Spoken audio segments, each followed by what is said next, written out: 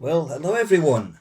Good evening, and welcome to what is my first stream in nearly 10 years.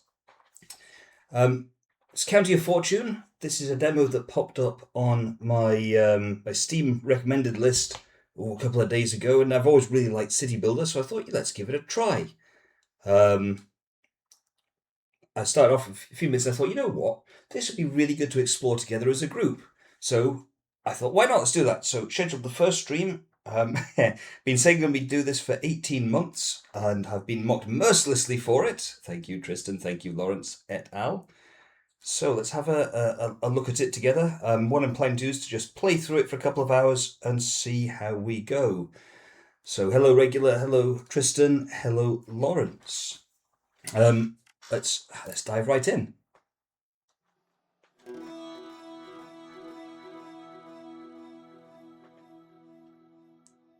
Who shall we announce to the king? So full disclosure, I have played a couple of minutes of this so far. Basically just to sort of make sure it works and to understand what's going on. Guybrush Threepwood. You know what? Why not? There we go. And who looks most like me? I can sense rude comments going that way. That's without the goatee. We'll go with that. Origins. This is interesting. So, one of the things I was really curious about with this, I've always really liked city builders, as I said. They can get a little bit samey after a while, I found. If you think about City Skyline and SimCity, and so after a while, it's just sort of I know what I need to do. I'm just going to copy and paste the same block 8,000 times.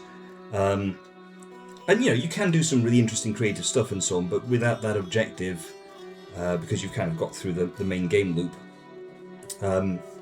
it doesn't scale very well. That's kind of where I'm going. So I'm really curious about how this goes.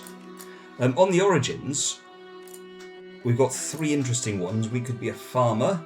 First three farms will be built with full granaries. Builder, first region starts with additional free construction points.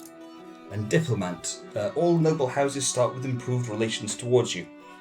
I think I'm going to go with builder for this one. It's first region only. Excuse me.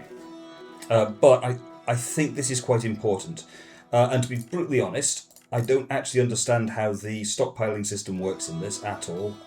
It's one of the things I want to look out for tonight. Sounds like they're all early game buffs, Lawrence. You're probably right.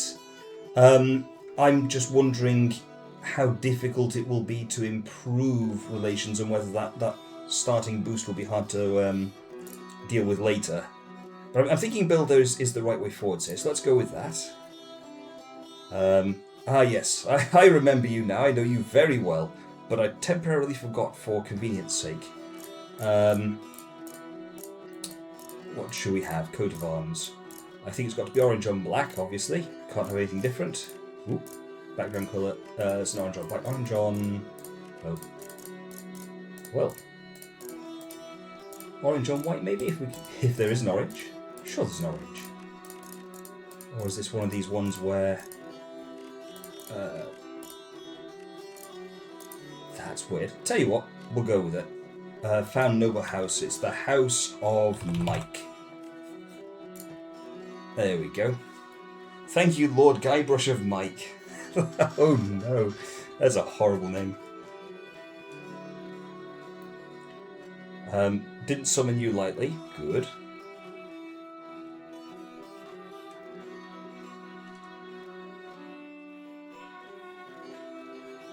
Capacity is almost impossible to rule. Okay. Look at this.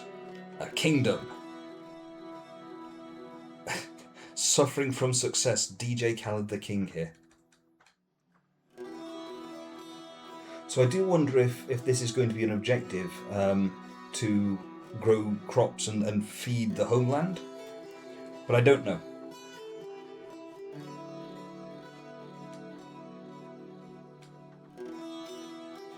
The Forbidden Land in the North.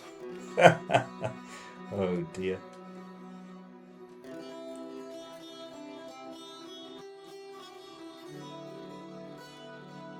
And we have the standard trope then of, here is some new undiscovered land.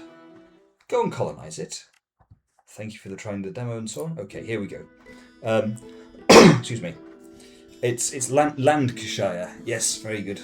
Construction now is often more useful than construction later, so builder sounds like a good pick. I agree, Regular, and that's what I'm thinking. So, tutorial is tutorial. So, this is going to give us our effectively our quest line, which works for me because otherwise I'll start to forget things we can do. So, we'll go through the UI. As I say, I've already looked through this. I did things like I read the full manual and the FAQ offline because I didn't want to do a huge amount of reading in this. So, select a new settlement, and then this being the demo, we can go into one of, I think it's 4, oh no, there's a few more down here I hadn't seen earlier. So we can go to any one of these locations. I'm liking down here personally. Is this going to work for me? Yes, I think it will, for reasons that I'll come on to later. It's a little spoilery. One of the really interesting things from a game design perspective, obviously you've got the simulation going on, and I initially thought water was going to be super important, because throughout history, when you found a settlement, you've got to go near water. You've got to have something to drink. That makes sense. Tactical sip. But in the game, I didn't see anything anywhere in the manual about make sure that you have water sources for your settlements, otherwise they will, die of thirst. It's useful for transport. That's in the what's it called? In the manual, but nothing about using water as a sort of source for survival. So right? Okay. Combo box. Please. So initial building. Select any plant farm. So what we can see is red areas are arable for the crop in question. So red areas are not arable, blue areas are. Okay. So initially I thought it was high ground, low ground, but now it seems that this is actually transition across areas. So maybe this isn't going to work after all. Maybe we do want to come up here. We can also look at the river and we see it's got a flow to it. So this is upstream and the river goes off around this way. And sort of pulling back the curtain a bit, you can only transport heavy goods downstream in the demo from one region to another. So if I had to build a region here and a region over here, this upstream region can supply heavy goods to the downstream region, but in the demo version the functionality does not exist to pass goods the other way, which is where what I'm thinking is, if I can get somewhere like here where I can start to float goods down this bit of the river and have another region here that can float them back again. So I have a region going across this bit. So let's do that.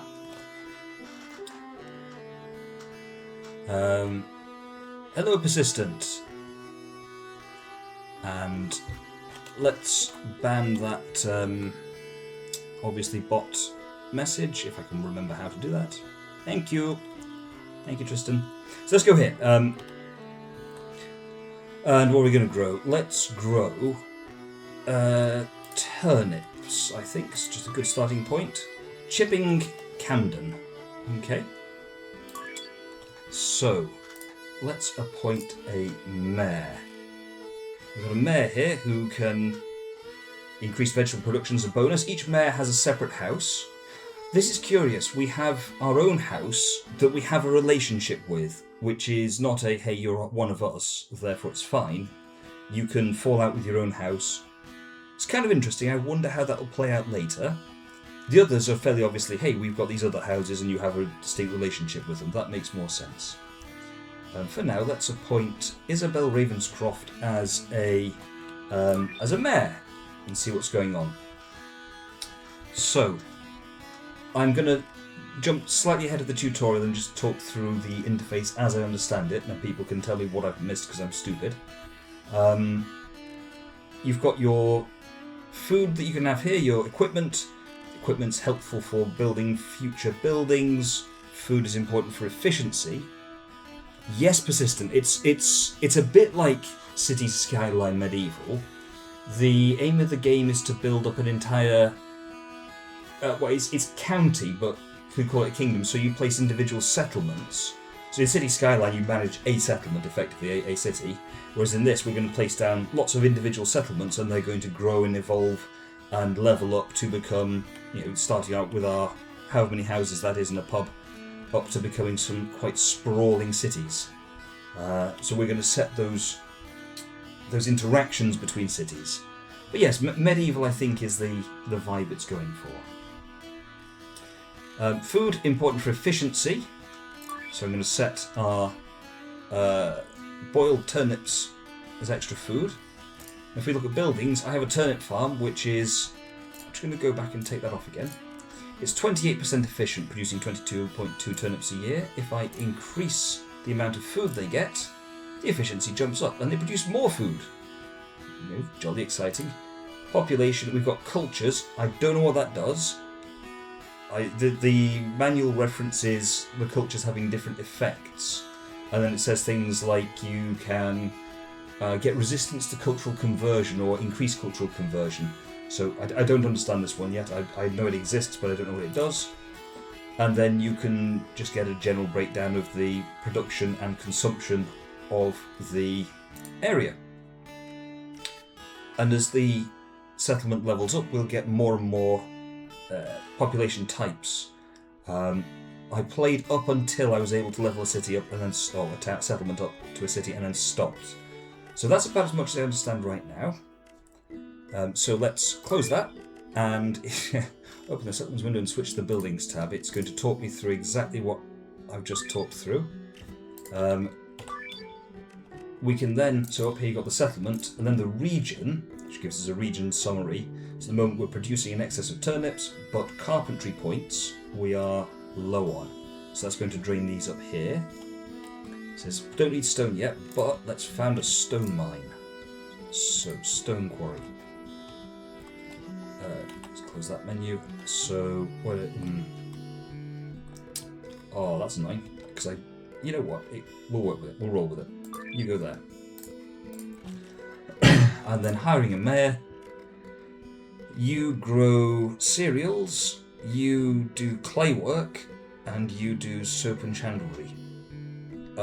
I'm going to go with you, Fulk Oakley, at the moment, on the basis that right now we don't need soap or chandlery, and also you've got a lower relationship with me. So let's go with that.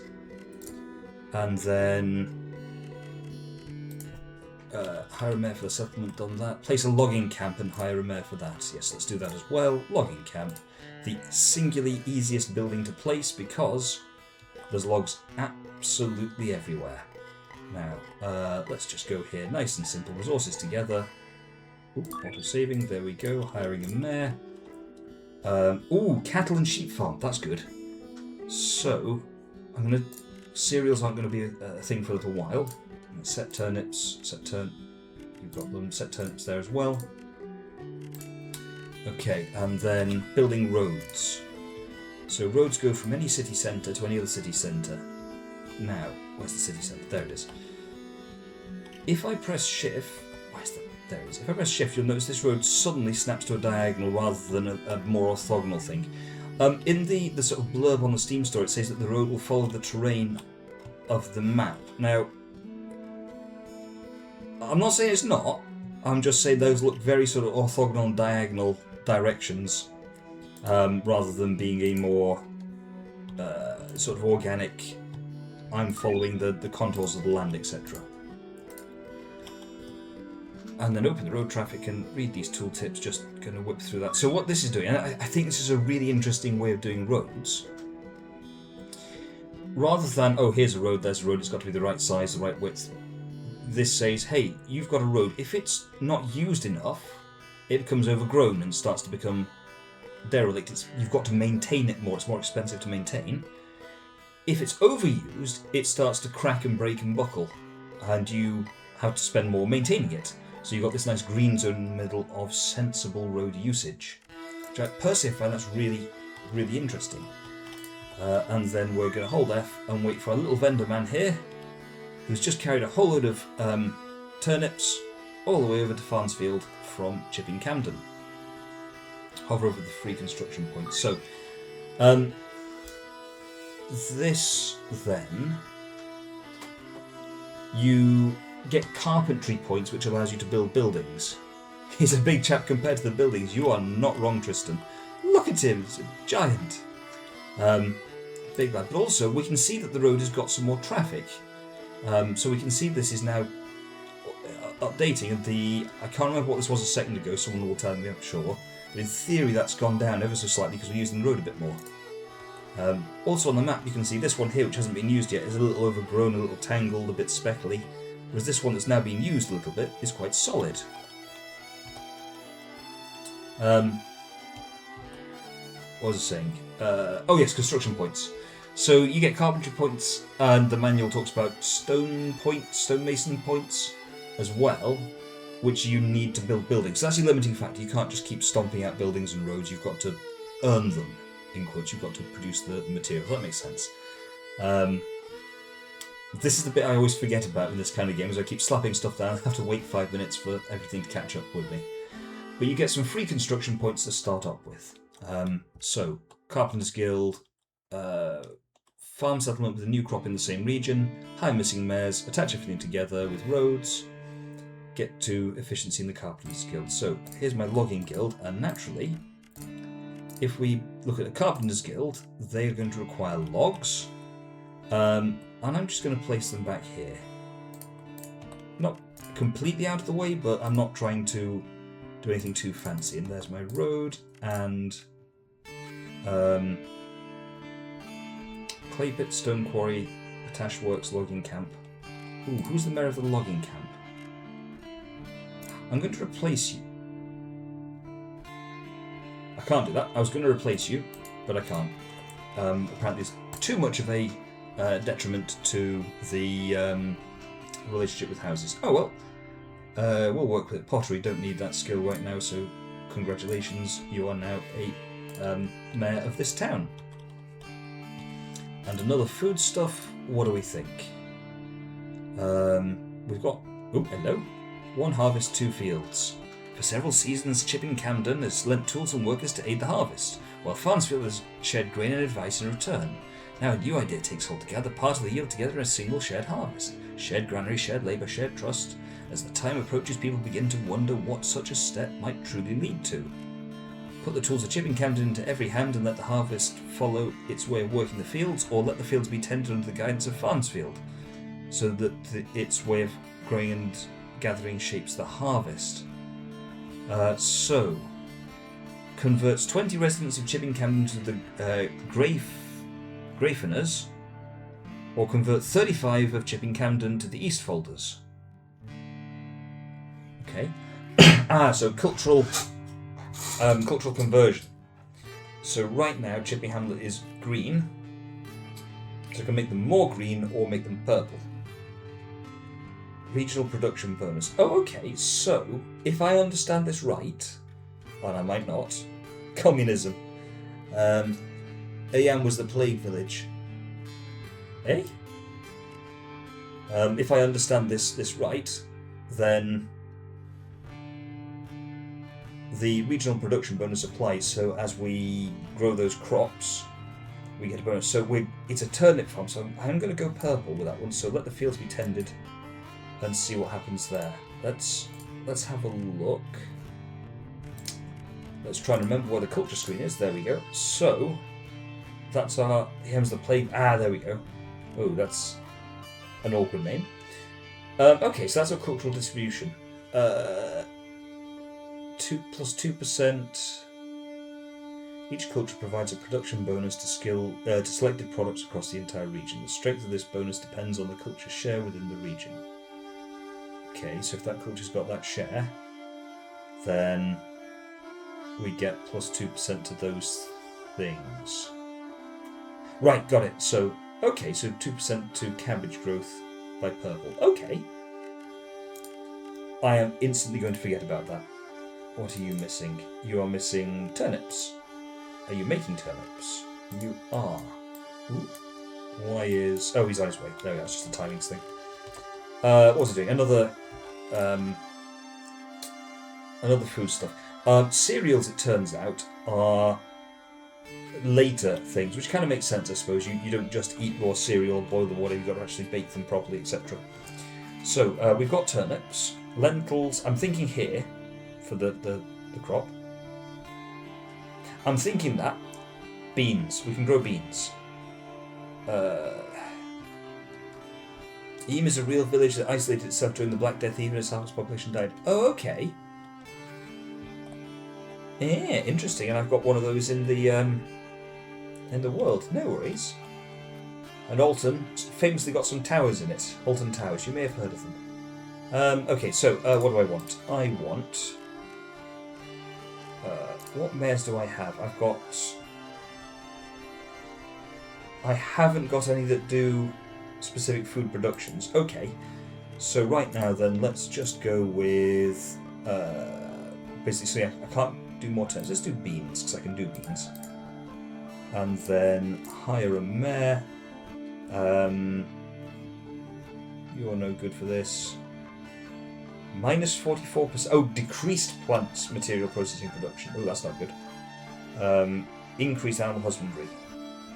Plants processing. Right, so if you're decreasing the value of that, then am I going to do a clay pit, stoneworks, potash works? I'm not going to do that. You know what? I don't know what the relationship does, so I'm going to deliberately let it get out of balance to see what happens.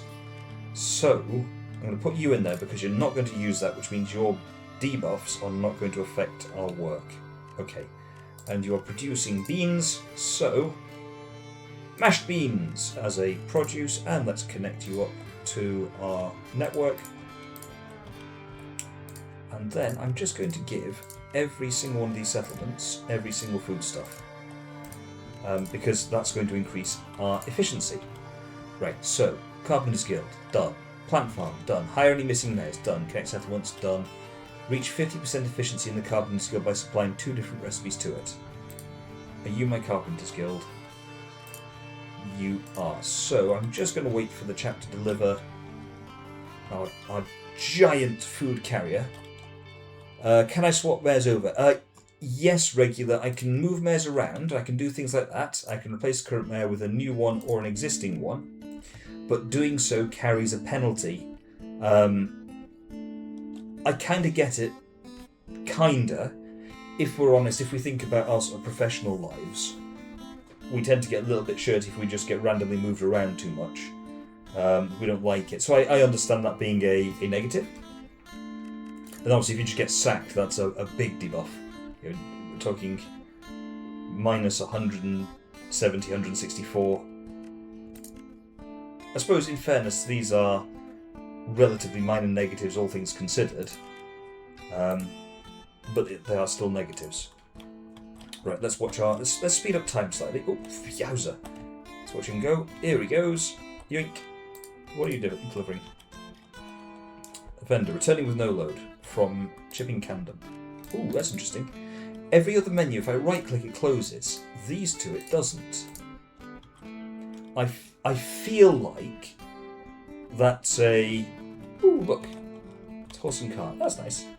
Massive horse, massive cart. I can roll with it. Where are you going? You're taking beans to Farnsfield. Yeah. Oh, and it's highlighted your whole route. I hadn't realised that. That's good.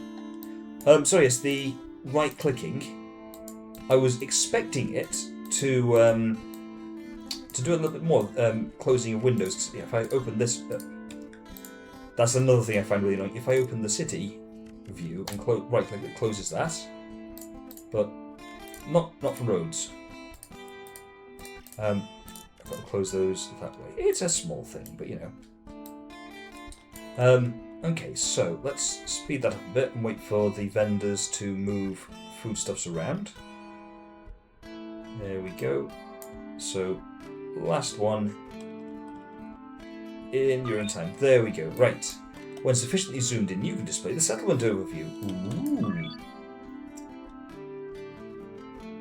Okay, so the House of the Mayor and what it's producing. Oh no, what the Mayor's good at. Okay, makes sense. Since vendors transport products automatically, only within a region, it's important to keep all products in a positive balance. So let's open the region menu. Yes, and we can see that for each product in our region, you've got the production, the consumption, imports and exports to other regions, and therefore the overall balance. And conveniently, we've highlighted Celadanite, which is a byproduct of the stone mine, as being the thing closest to not being, closest to not being positive. In this case, it's a little low.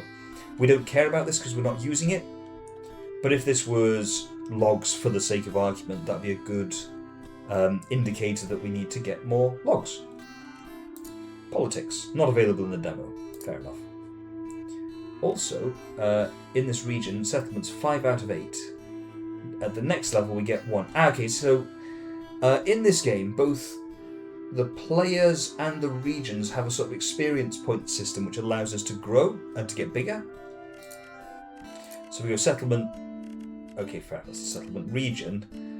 We get a little bit of an overview of that. Next election to be announced, we'll elect one of the mayors to be our steward, and then excuse me, county view. So the whole county, you can see me, magnificent Lord of Mike, where I've got a relation to myself. This I feel is a little bit off. Chipping Candom. Yes, Persistent. Should we rename that for you, Persistent? What should we call this? What do you want to rename Chipping Camden to? Or should we leave it as is? Whilst you're thinking about that, we can see the whole my experience level. No pressure, exactly. And then we can see our relationship with the King of Caldria. Jolly good. Based on the introductory video, Milton Keynes is far... Okay, this is our regional capital. Can I... one more at a time. That's... there we go. Keynes. Yeah. Oi! This might be a... There we go. Have to press enter rather than selecting out it. Right. So, to unlock a new building slot in a settlement, you need to supply it with equipment. Choose which equipment to produce, wooden chests or wool tunics. Establish the full production chain for the chosen equipment. Enable its consumption, the settlement needs tab. So, selling chippery. That's we could do that, Lawrence. This one, we just need to make sure that everyone knows about the towers here. That's a given. Polpero. As lovely as that name is...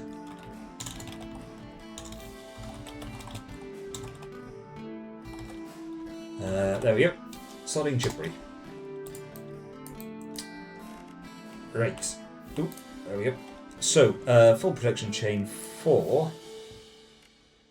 And what I am going to do very, very close enough. That's right. That's right. And then when someone comes and reviews the VOD later, they're not going to say you put a semi-rude word in there. That's the one. What I am going to do very quickly, as I think we saw earlier when I was going, is this the one which does the carpentry? I am going to forget which settlement does what. Although I can press tab and... Oh no, I can see. That's actually...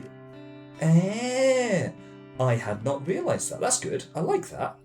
I can see at a glance what's there. That's good. Okay. So, equipment. No. That is actually a little bit annoying because I've got the road going through here. I can click on roads and then I can't right click to close the menu. I feel that's just a minor quality of life improvement that could be there. So wooden chests require logs. We've got logs. We can make those quite quickly. Wool tunics requires a sheep farm and wool. What does a sheep farm produce as well? How much do we care, basically? How much does the extra... so we get wool. What's that? It's a basket of... I'm not entirely sure what that is. And then I'm guessing that's lamb. I feel like the answer here is going to have a town which can do both wooden chests and wool tunics somewhere. Let's just say there for the sake of argument. Actually thinking about this grand plan to have a settlement that's both upstream and downstream of this. So you have stuff down there and down there. So the settlement will want to be down here. Okay, so right, I'm thinking a... So that's a side slide. Sheep cheese in the pot. It could be regular. That would make a level of sense. I'm thinking a settlement that does the wool tunic production and the wooden chest production, just for efficiency's sake. Wooden chests, we've already got logging happening. Oh, look, you can see the vendors moving around, that's nice. So, okay, the tab menu doesn't work when doing this. Or is it just I'm not zoomed in enough? It's just I'm not zoomed in enough. Okay, that makes sense. So logging is there, so where will sheep go? Could theoretically put my workshops there and then a sheep farm there. That feels like a good idea, doesn't it? So let's start off with a wooden chest workshop. There. Do I want there? Let's think 2 seconds. So a river going down that way, that's a tributary going that way. There's not much upstream that I care about, so there's no backflow. Yeah, okay, let's do that. So there. I'll do a mare in a second. So that's my wooden chests. So let's get a road from the logging camp here. Stone quarry, that can just go back to Milton Keynes as our sort of central hub. So wooden chests, logging camp, that's going to work neatly. Then let's also get our sheep farm there. I feel like I want as much blue inside the circle as possible, but I'm not seeing any. I've got obviously too far from the region's capital. Fair enough. I'm not seeing any. Other than obviously I can't go on a slope that's too steep. But I'm not seeing any indicator of like efficiency reductions from having lots of red in the area. But I have noted over here tile available for coastal buildings. It's a sheep farm. I don't expect it to be excessively coastal. Let's go there and then connect it all up. Yoink. And then what have we got? Mares. Your sheep, so you can go there. And clicking on a wretched road. You here are, forgotten already, wooden chests, so you're going to be our production area. So wooden chest workshop, perfect. Musical instrument workshop total. You've got 3 separate bonuses. You're really good. This might become our new regional capital. Okay, and then we should, if we look at this, be able to see tallow. Okay, so here in Corston we're producing tallow, wool, and lamb. Okay, interesting. And generally everything's in a surplus. Lamb is. I'm not worried about celadonite yet. Lamb, bit low, but at the same time also not using it. Okay, so now we've got turnips and beans, and you're making wooden chests, so please go ahead and do so. You can have turnips and beans, and when they arrive, our efficiency will increase 28% because food needs not actually being met yet because the food hasn't arrived. That's okay. Oh, something beeped. What was that? Oh, is it we've now produced wooden chests. Excellent.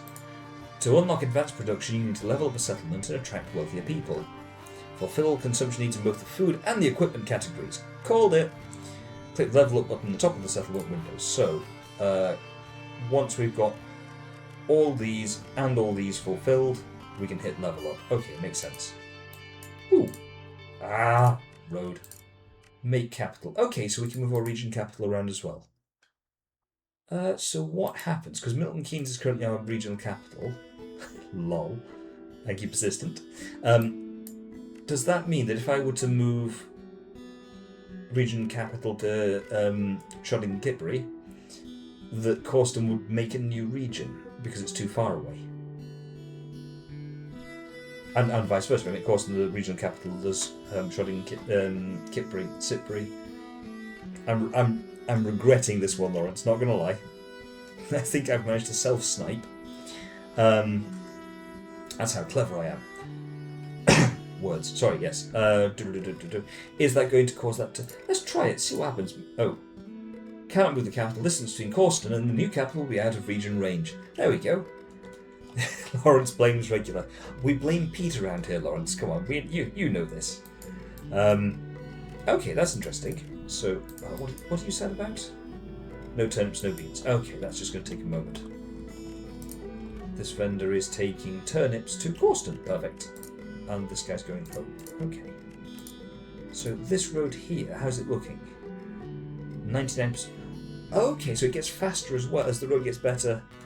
Regular blames Pete too. Excellent. Good work. I approve. So this carpentry point has gone down to 2.2.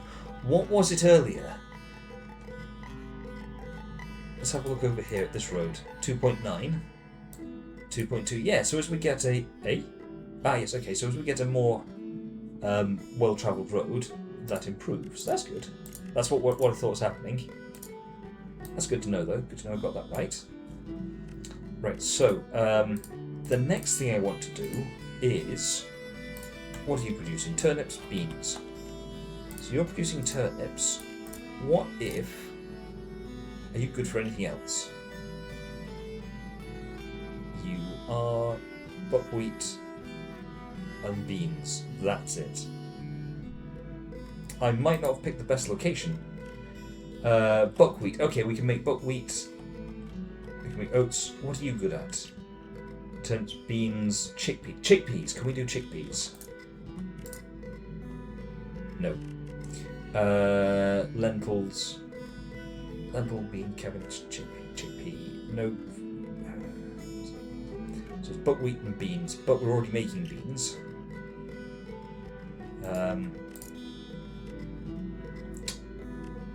You're just rubbish at everything. What's this? Spend an available mayor education point to unlock new production bonuses. Mayor. Okay. Generous. 50% decreased character corruption gain. I obviously understand the words there, but I've no idea how that actually impacts the game. Wrathful. Increased character hostility with other characters or noble houses. Interesting. Don't know what that means in terms of how it affects things in the game, but it is interesting. Let's tell everyone to get some chests. Fine. Oh, for goodness sake. That is actually quite irritating. There we go. You're already sorted. Right, okay. I think everywhere is now sorted. Is there a cycle through towns in the region?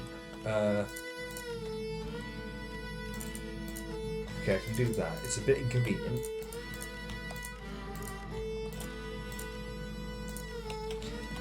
It would be nice if there was a quick... Shout out if I'm being stupid and missing this. It's not that, though, it's just graphical. Yeah. It'd be nice if there's a way to just sort of filter through the towns. It'd be quite convenient. Right, okay, so... what was it doing? You are making sheep. Good. Over here, you... Oh, for goodness sake. That's going to be very irritating. In terms of crops, I have picked a bad place. Lentils. Oh, we're not making lentils. It's not great, but it's doable. After the spring fair, a weaver from Alton Towers left behind a piece of cloth woven in the colours of both villages side by side. It now... Oh, that's nice. Now hangs in the meeting hall of Shodding Chipbury. People pause as they pass it, and children begin pointing at the patterns. What's the progression of that skin? Try pressing left and right arrows. Good one, Tristan. I'll try that in a sec. So, persistent. That's one of my questions about progression, because this is a demo. I've only played a few minutes of it prior to this evening, basically to check it works. And according to the sort of manual and the the Steam page, it looks like you build lots of regions. These generally get bigger and bigger and bigger, a la City Skylines. But I don't know if there's a objective end game or anything like that at this point. I mean, I've got to sort of grow population and expand production sort of quest markers, but yeah, I don't know. Sorry, so this gift has stirred quiet conversation about what the two villages might yet share. So adopt the pattern for future festivals so the shared design becomes a familiar sight. And the Red Marchers... increases cultural conversion speed by 10%. More Red Marcher culture. Or send a word of thanks and a return gift acknowledging the gesture between the two villages.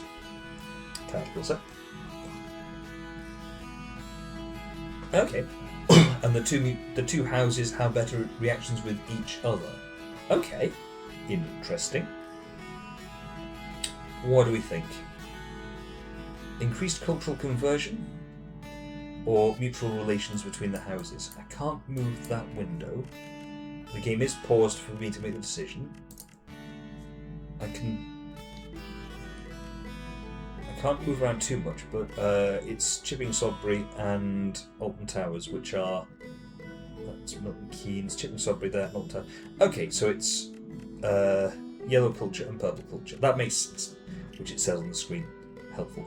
Okay, so... is this, do we think, increases cultural conversion within...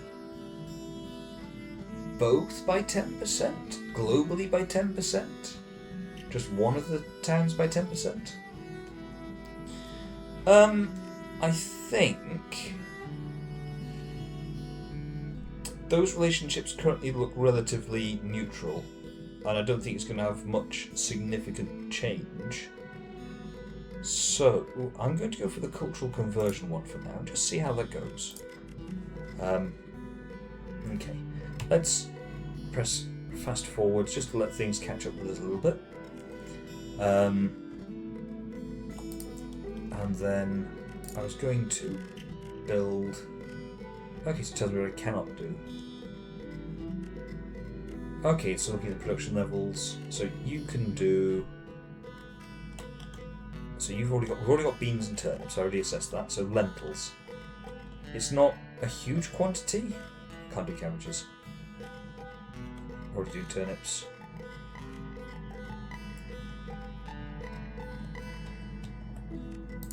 And Corstons, sheep.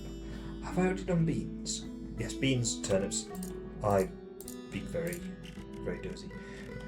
Got beans, got turnips. So let's do lentils. And I'm going to triple check that you can handle lentils. Yes, you can. Right, there we go. I've checked that far more than I needed to. So, sour lentils. Nom nom nom nom nom nom nom. Get down, you. Oh, arrow keys. Good point. I'm pressing the arrow keys. Tab select the two settlements. Comma, and I'm not seeing it, I'm afraid, Tristan. Sorry. Okay, no worries. Thank you, Lawrence. Enjoy making a video. Alton Towers, that's right, Persistent. We have an Alton Towers. And they're going to get sour lentils. Everybody gets sour lentils. This, having to click on every single one independently, I suspect is going to get a little old. But we'll roll with it. We'll work with it. Okay, the other thing I want to do here, now that we've got the ability to order chests, and let's make wool tunics as well. So that's now our industrial centre. And then, so tab's not working. Google got it wrong then, Tristan says. Check menu for keyboard shortcuts. Settings, controls, unfortunately, will be available in the full release, so I don't have a sort of straight up list. We could look at the codex, but that doesn't suddenly bleeped. Why? What's going on here? Settlement codes changed. Okay, East Folders are now dominant in Milton Keynes. There's a message for you. Mayor education available. You've unspent mayor education inputs. Using to teach mayors new production bonuses. Okay, we'll come on to that in a bit. So this is kind of your general explainer about what's going on. It was actually quite useful. It's quite simple. That works for me, to be brutally honest. I need simple. Okay, right. So, let's go through all of these to make sure that they're all getting everything. And with all of their needs met, this will take a little bit of time to balance out. There we go. So we can get some to level up now. Who's leveling up? That's the question. And we can build another building. You're good at basically everything. You're a really good mayor. Brickmakers, Masons, Carpenters Guild. Let's check quickly. Everything is still looking kind of good. Carpentry points is a little low. So, do we want to build another Carpenters Guild? I feel this is the right answer. We've got 70 free construction points left. And then we're on to Carpenters Guild points. Let's do that. So 2 Carpenters Guild. So we've got Carpenters Guild, Carpenters Guild. What's the level settlement level 1? We've got a bajillion bonuses there. Right, okay.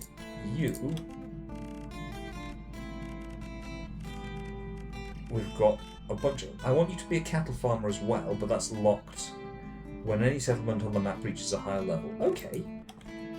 So Milton Keyes is our region capital. It does make sense that we level this one up. They're just waiting for the clothing to come through. So let's let time fast forward a little bit, see what happens there.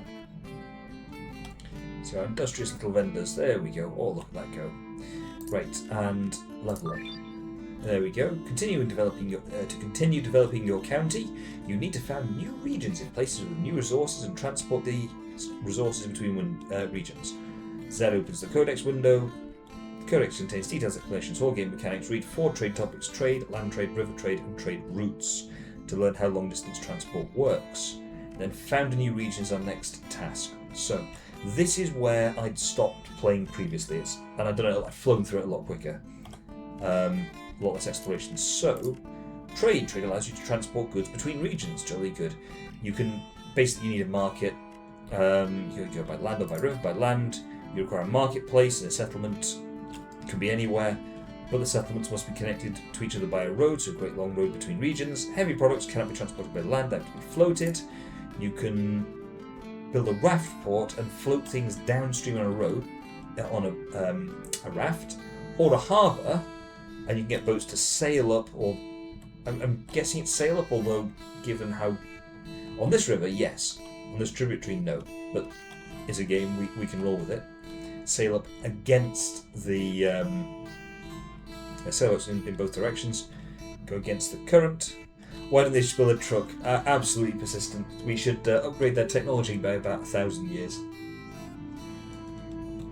That would make it much easier. And then you designate trade routes between regions. And I've not done this, so I've read this, but I'll understand how it works a lot better when I actually try it. So there we go. So this is why when I chose this location, I wanted a region that could expand over here and over here, and then downstream float things on rafts to a region here, which could then float things on rafts back up again to here. Cunning, eh? Yeah, Persistent would be the best engineer ever in the medieval world. Why don't we just use modern technology, or future technology from the medieval point of view? At dusk, voices rose in Farnsfield's workers returned from the fields. Elders carried an old hymn to the earth, praising the soil that fed them. Younger villagers answered with a new song, calling every voice to join the chorus and celebrate their shared labour. Every voice shaped the song of our shared work. Plus 50% increased mayor's voting strength. Okay. Let the earth's old hymn guide our hands. Increased range of fertile lands of fields and pastures. This is my problem now, is I don't know what this... I'm guessing the developers have tried to at least balance this, so they're both reasonable options, even if your specific setup might favour one more than the other, but sort of strict theory they're about equal. Increased range of fertile land for fields and pastures. given I've tried to place things where they're mostly fertile, I know that and it's Farnsfield as well, which was that one? It's this one up here. You're a stone quarry. Is this going to be... Oh, East folders gain a trait. Right, the culture, purple gains a... Got you. Right, there we... That makes so much more sense. I was thinking, you're a stone quarry. You quarry stone. Having an increased range of your fields. You don't have any fields. I could quadruple the range of your field. Your field is 0. Quadruple 0 is still 0, but no. For the culture. More fertile stone, that's right. Rub 2 rocks together and they reproduce. Okay, so purple gains this trait. I think is purple East folders? East folders, yes. Purple gains that trait. And all my agricultural stuff is purples. Okay, that's quite useful. Because Milton Keynes, if we remember, we put lentils in and they weren't... It wasn't as good in terms of fertile rich. Okay, so that's actually useful. And then Mayor's voting strength. Given the politics tab says not available in the demo, I'm going to be boring and go for the increased range of fertile fields. Oh, and I did see that expand slightly. I'm going to do that. And then hopefully that has increased our food production. Right, yes, so... Okay, yeah. So, that's good production rates. Can we get another one, or is this just pushing it a bit far? So lentils, we've already got lentils and turnips. Lentils, turnips, beans. We could do beans as well. Buckwheat, oats. You're good with beans. We've established this. You, bakery, watermelon, brewery, but it's a decrease, not an increase. So I'm wondering if we make you... Oh... I think we change this over. Yeah. I think we add beans to Milton Keynes. I now said that out loud, and beans and Milton Keynes kind of rhyme. I think that's now an absolutely essential plan that we cannot possibly avoid. And I think we make Shodding Kitbury Milton Beans. Yes. I like it. We're doing that. It's just a question of when. But I think we add... Why is this? Oh, it's because there's no suitable space for the selected, but fine. Then we changed Shodding Kitbury to do something else. Potentially, we grow cereal here. Can't do chickpea or wheat. Can do rye. Can do oats. Not sure what we use rye and oats for right now. Needs. It's cabbage, buckwheat, oats, chickpea. Okay, so oats is a bit not needed. Milton Keynes, on the other hand, you need grain to be milled. Grain to be milled and then baked. Okay. So, production chain here. So an apiary would make sense to make honey.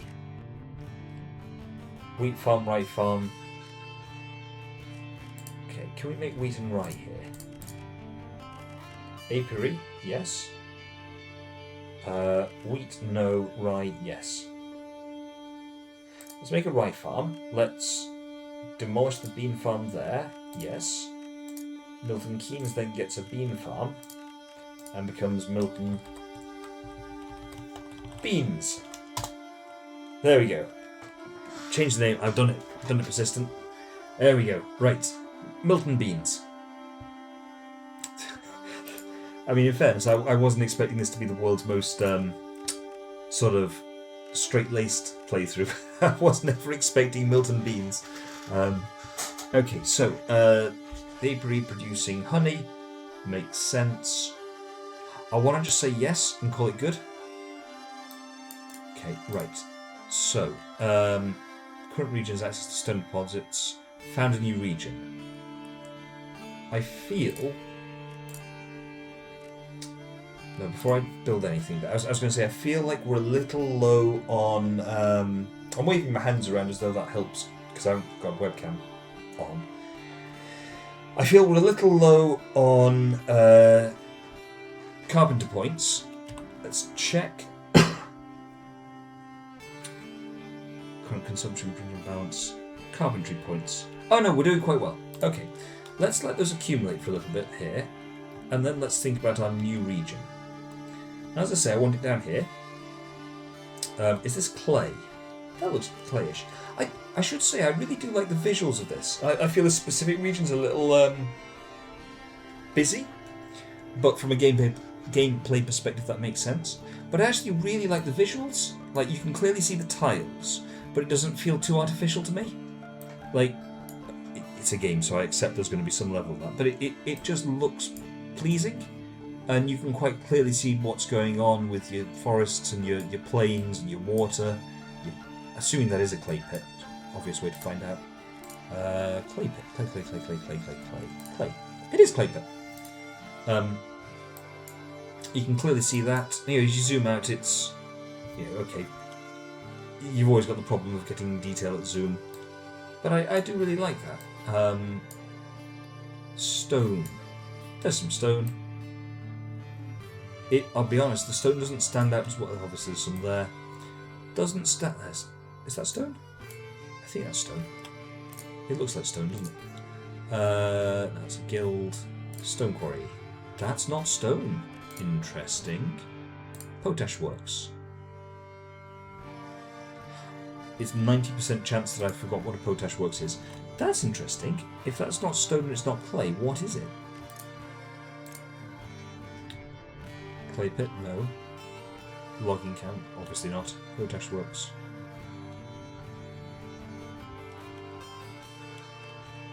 Is ore a thing? That's a good question, Tristan. And the short answer is, I don't know. Enjoying the music persistent. I like it. I feel it's good. I feel it's a good sort of chill soundtrack to match the feel of the game. And personally, at this point, we're at the sort of end of the first phase, the very early game.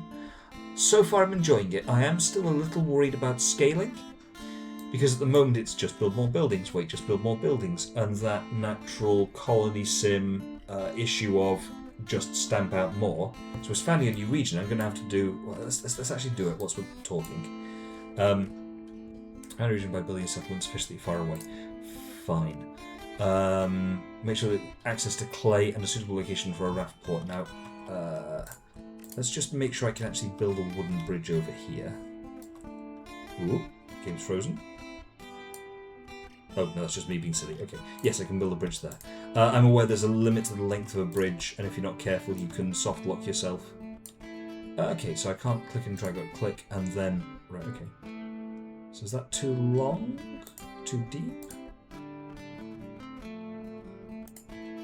Interesting. There we go. So, okay, I can put a bridge there. That's fine. So, I want to have a port here to receive goods from further upstream and send them off downstream. Okay, so let's start on this side of the river and I'll put the port there later. Right, so... logging camp. Huh. Should have seen that one coming. Right, how do I want to play this? Maybe the levels on either side need to be similar enough for the bridge. That would make sense, in fairness. Although it's kind of interesting then if... Can't go from there to there, fair. Can't do that. Yeah, that makes sense. Now that I've zoomed in a bit visually. Ooh, yep, there. Yeah, that makes a lot of sense. Good shout, good shout. Right, let's do a... Where were we? Logging farm. Logging camp, there we go. And here's what I'm thinking. The logging camp is also going to become my port a little bit later on. So I'm going to put that there with access to the wood here and also to the river here. So let's go there. Thoughtness. It's a good name. So, what are you good at? Logging camp. Perfect. Then I'm going to build a bridge. Where did we find that worked a moment ago? Was it there? Yeah. Oh, that didn't. Why didn't that happen? Uh-oh.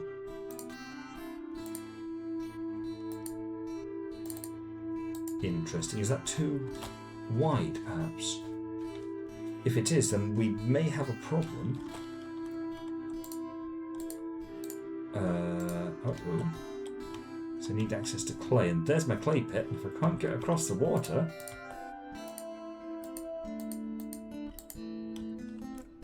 10 length max. Yeah, 1, 2, 3, 4, 5, 6, 7, 8, 9, 10, 11. Oh no! Uh-oh. 1, 2, 3, 4, 5, 6, 7, 8, 9. Ooh, 10. That's... yeah. Bridge too long, regular says, yep. No. I was sort of aware that this could theoretically happen where you couldn't build a bridge wide enough. Can I make a stone bridge? There's no settlement with a suitable builder nearby. Great. We're going to do this just a little differently.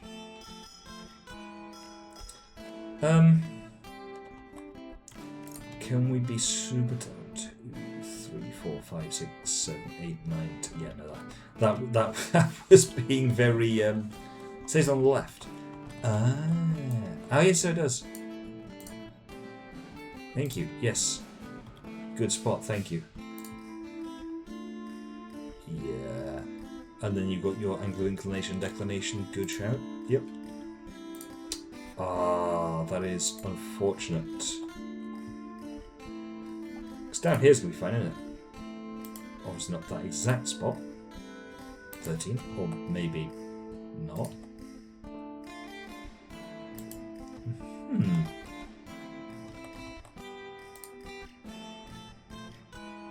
This is problematic. I've got 2 clay pits there. And the other annoying thing is you can't destroy a settlement. You can't just delete it, abandon it, or anything like that. It's there. There's nothing you can do about it. I can make it not the region capital, but that's it's still counting towards my settlement limit in the region. Right. What I'm thinking, where's stone? What I'm thinking is we float stone down from here, collect it here, build a stone bridge, because once I haven't got the resources, it can be 20 long. Then I can get the clay and float that back again. Ostracize them and let them starve. Tempting. They do get free meals. It's low efficiency, but they do get them. Okay, so if I delete the last building, then there's no point, is there? Oh, that's show range of vendors. Oh, let's just try that. Show range of vendors. Okay, that's color coded. I'm guessing that means something, or the colours will have a specific meaning. But you know, for now, it's good as an indicator. Right. Okay. So. That looks to me to be the narrowest point. Let's just final try. Yeah. I'm not going to spend more time on it because it's just silly distances now. Right, so let's do that then. Ship stuff down to here and then ship it back up again afterwards. So, let's get the where's it gone? Carpenter's Guild set up. There we go, and then food. What have we got? Turnips, lentils, cabbages. Oh boy, beans and turnips we can do.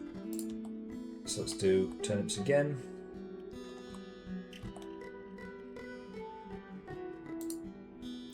Murder in the counting hall. I say, this took a turn. First light, word comes from the governor of Silver Margravate. Where?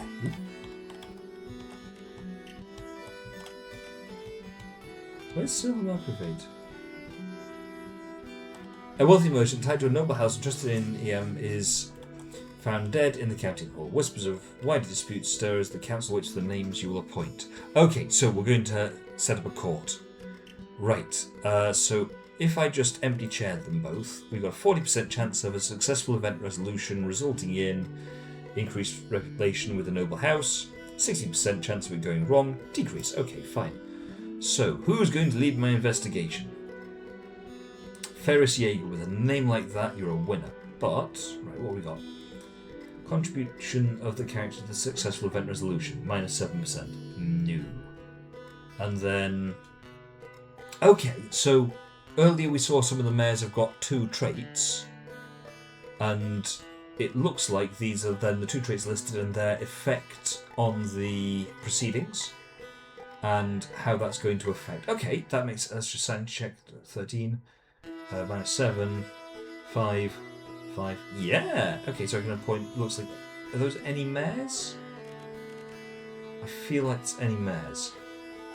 Yes, assigned mare. There we go. It says at the top. So I've got plus 13%. I don't feel I can not. And then... Plus... Ooh, I say plus 14%. That's a good one. I have literally just gone down and gone, you know what? Give me the highest top number. That feels like the logically correct thing to do. He's not smart, but at least he's not corrupt. Which one?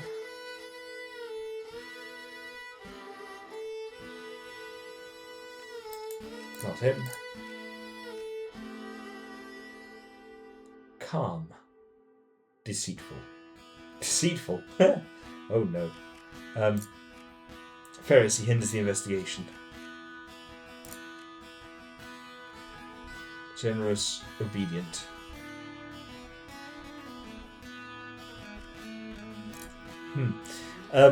Well, that took a turn. Okay, so, right, okay, this house is tied to a noble house interest. Presumably this is the noble house that is on the receiving end of the incident. Then because both of these houses are in there, increases your relationship with the noble house because we've assigned them. Just for the sake of signs, I'm going to assign this guy. Yes, there we go. That one gets a bonus and the 2 get a bonus with each other. Right, okay, so you plus 14%. So 2/3 to 1/3 that it goes well. That feels like good odds. Let's see what happens. With Rayna leading the inquiries and Folk holding every scrap of evidence in order, the truth could no longer hide. The merchant's kill was named and the village of Eam breathed easier. The affair was resolved positively. Increases your relationship with those 2 houses. Jolly good. What are we doing? Right, Carpenter's Guild logging camp. Good. Food, yes. Turnips. Lentils can kind of do a bit here and there. I'm thinking... What am I thinking? Can I get a bridge over here? I need to stop trying to drag bridges over because that's not 11. Uh-oh. 12. We're going to be here for a while. So that's not going to get any closer. What about up here? 30. You know what? I don't like bridges after all. Like for here, the can make sense, I suppose, but I also get it, in fairness. Big bridges require significant efforts to span. I get that. Carpenter's Guild, you're detriment to everything. You make good clothes, tannery, cheesery, etc. You're improved. Yep, you get that because you're rubbish. Which is not a good reason, but you know. So let's just plug these 2 together. Okay, right. Food.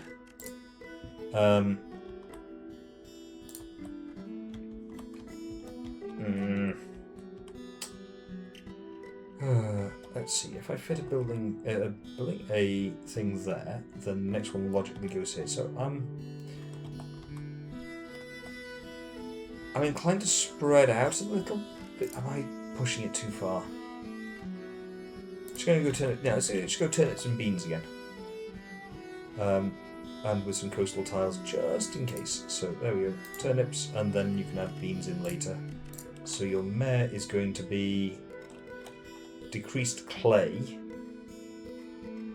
That's no good. You're increased. Yep, so you get that because then you're out of the way and I get a good pick next time. Probably not what you're supposed to do, but I am. Cool. Needs turnips. Turnips. Okay, and then this is what I mean about it being samey. I'm starting another region. I'm just stamping down basically. It's slightly different order, but what we did up there. I'm doing it slowly because I am. Chest, wooden chest workshop. Boink. Meh. None of them got anything particularly going for them, but we're also going to do the wool tunic here as well.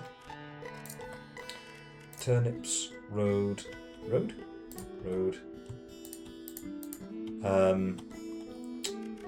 Sheep.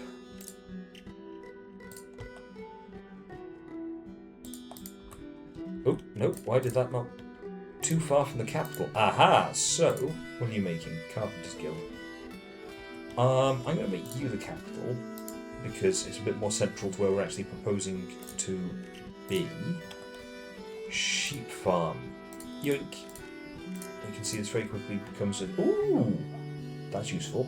Becomes a just stamp it out. Pottery, bakery. You've got a stonking great relationship with us, so... Don't think we're going to do much of that. You. And then connect and connect. See, this is where the orthogonal lines just goes through the water and goes, nope, can't do. And then that. Right, okay. No, go away. So, you're making turnips. And as soon as we get wooden chests. And this is... Yeah, it's a solved problem, so I'm just doing exactly the same thing. Turnips, turnips, turnips, turnips, turnips. Link, is there a road connecting? Yes. Okay, so then it's just a case of waiting. Once the trader goes, the vendor goes between them all. The road diverged. One evening, a weary traveller collapsed at the edge of Stanton. Where is Stanton? There it is. His pack spilling open with curious trinkets from faraway places. Villagers carried him to the fire and gave him bread and water. And how have you got bread? Shubby gave him turnip soup. And soon he spoke of roads no one here had walked. And when he left next morning, people wondered whether strangers like him should be welcomed again or kept at a distance. Let its place cherish its own soil and silence, or may more footsteps follow his. So, either rooted localism, 20% decreased consumption of products not made in the settlement region, or minus 10% decreased consumption of products made in the settlement region. So it's... Okay. So we can choose whether we want to reduce our consumption outside or inside. Okay, that's interesting. So this one essentially allows us to have slightly smaller production chains in our own environment, or in this region, and import from other regions. And this one means we need less potent trade links to other regions. I've deliberately made this one so it's got that looping trade, so let's have this. He loved trinkets persistent. Who doesn't love a good trinket? I'm also getting all of these up the top and I've not used them. County charters available. Click to view current charters. Let's get a charter. Office transfer ceremonies. The appointment of a new mayor shall be marked by a formal public ceremony. Local councils and village elders expected to witness the lawful transfer. So, mayor replacement relations penalty. Not done much of this. This is county. This is global. This is for everything, regardless of region. Reduce maintenance, reduce construction costs, make regions bigger. Region settlement capacity +2. I feel this is going to be a big deal. This is going to reduce the amount of trading we need to do because you can produce more stuff locally.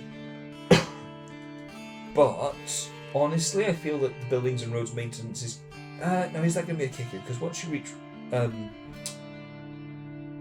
you reach settlement cap in your region, you're not going to be able to build more buildings anyway, which is the reason you get construction points. At which point, as harsh as it sounds, you don't actually care about the maintenance costs as long as you can meet it. But to grow, you have to have a surplus anyway. So this is a boost early on and then plateaus, but it's quite a potent boost. Road constructions cost, big boost, minus 30%, that's huge, but again, once you build the roads, it's done. Regions range, you can spread things out a bit better, or a bit more effectively, fine. Or I think settlement capacity is going to be the biggest deal here.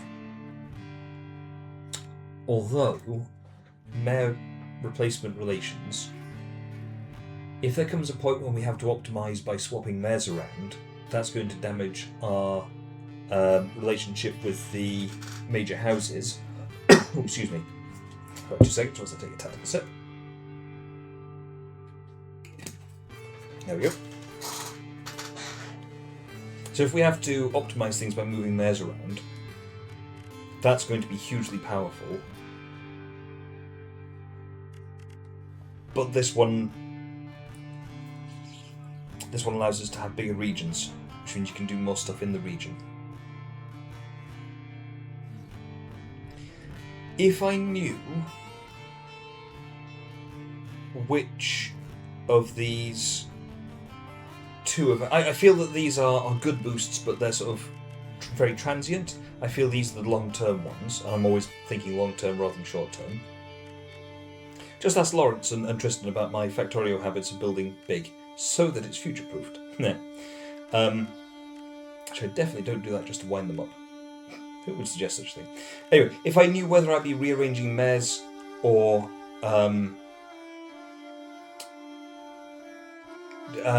dealing with more stuff in region, or wanting to deal with more stuff in region, moving a mayor only costs 15 relations, and 15% of that isn't very much. That's true. It's not a huge bonus. What I'm thinking is if I have to basically move all of the mayors around if it's a major restructuring, which might be a late game thing, but then at that point I can tank the penalty. Yeah, let's do the region settlement capacity. I feel that's bigger and better. Cultural renown increased. Okay. Oh, right. It's an established culture. Unlocks a new trait, which in this case gets us the... Right, we saw that. And then the...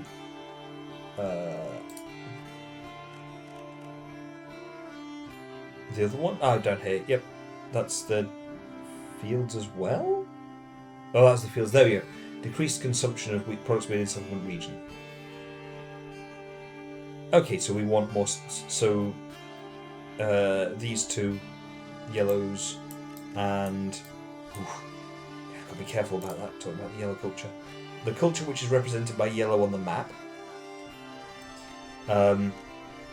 now has decreased, so that they want imported goods. Okay.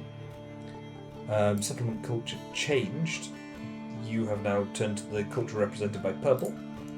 Fine. That would mean more to me if I knew what that meant. Missing products in a region. Yes, no, I know. Turnip. In flower marches? Flower marches? I'm 90% sure I read that one wrong. Right, okay, let's crack on. Turnip farm there, what's going wrong?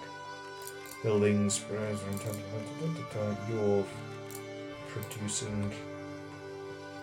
Turnip's not producing enough. And very definitely not enough wool tunics. So, this is where we need another farm. Let's get some beans as well. Yep, bean farm, and then we have mashed beans, and that will increase the production enough so that, there we go, turnips have now gone positive.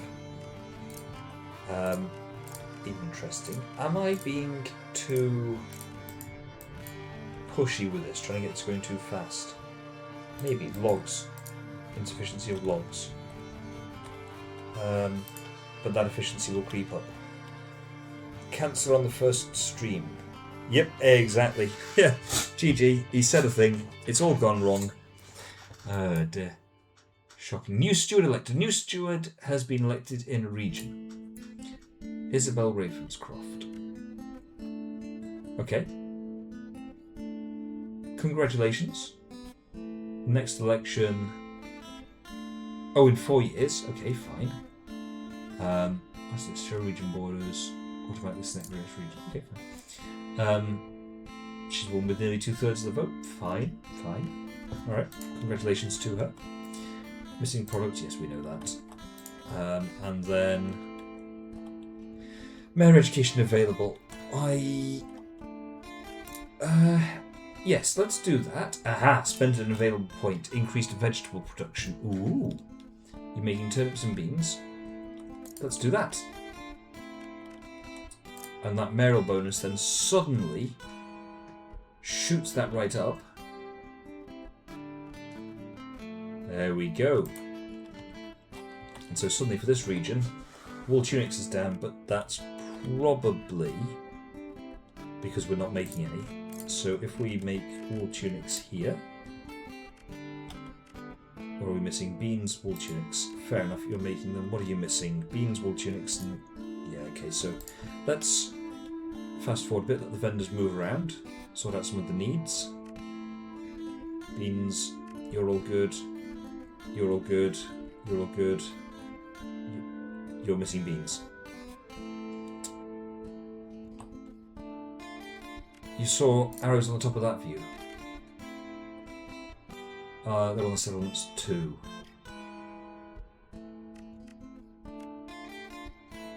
I know there's going to be like a 5-10 second stream lag, so I'm just gonna top middle.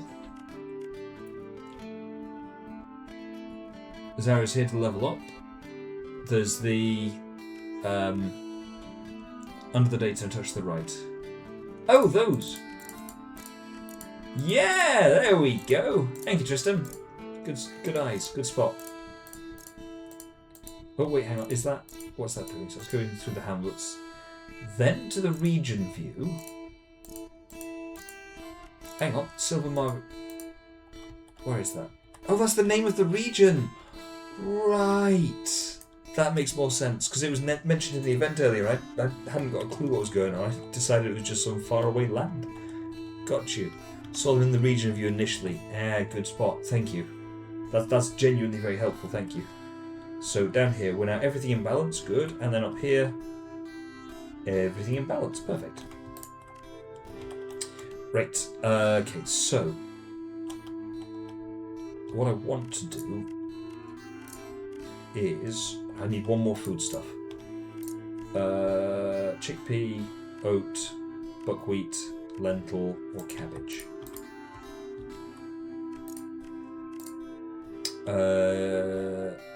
If I make an oat set... Oh, that's unfortunate. Chickpeas, same problem. Cabbage, same problem. Lentils. It's going to be a lentil. It's going to be inefficient, but we're going to do it. There we go. Wing. That is an accurate statement. There we go. Connect you up. Get you a mare. Not going to waste your talents here. Yeah, that'll do. Sour lentils, turnips and beans, and those two, and then lentils, that one.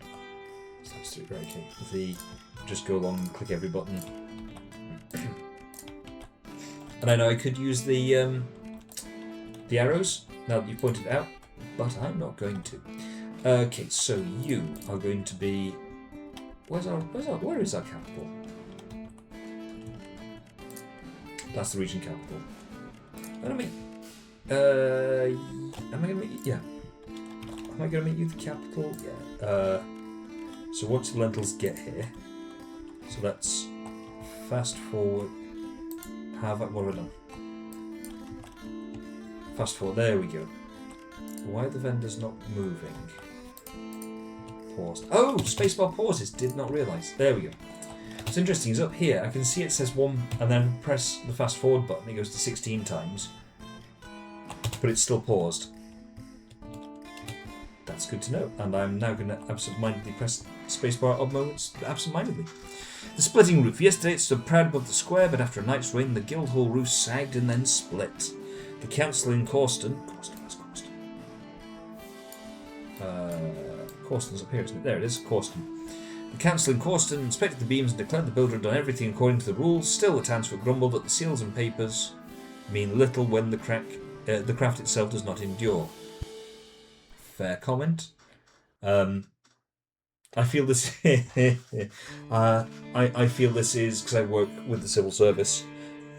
Absolutely a thing that happens. All the paperwork is absolutely 100% immaculate, and you look at it and go, "But it ain't right," or it's more accurately, you look at it and go, "Paperwork says it's all right. In theory, it looks sound. It's just that reality doesn't seem to have read the paperwork in the manual that was supplied as part of the contract, and thus it has gone wrong." Anyway, if the contract has kept the work is righteous.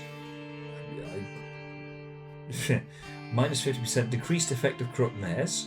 Corrupt mayors? Interesting. That, I think, will be a really interesting gameplay element. True worth lies in what does not fail.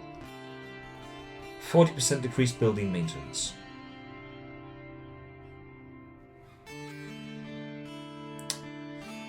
I think this is going to be the long-term benefit, and this is going to be the short-term benefit. So, as much as it pains me, because I'm a big believer that, ironically, despite my line of work requiring me to be very strict on contracts, etc., big believer that the contract is merely the sort of it gives you the spirit of the intent, and you ought to move to the spirit rather than the exact letter of the contract.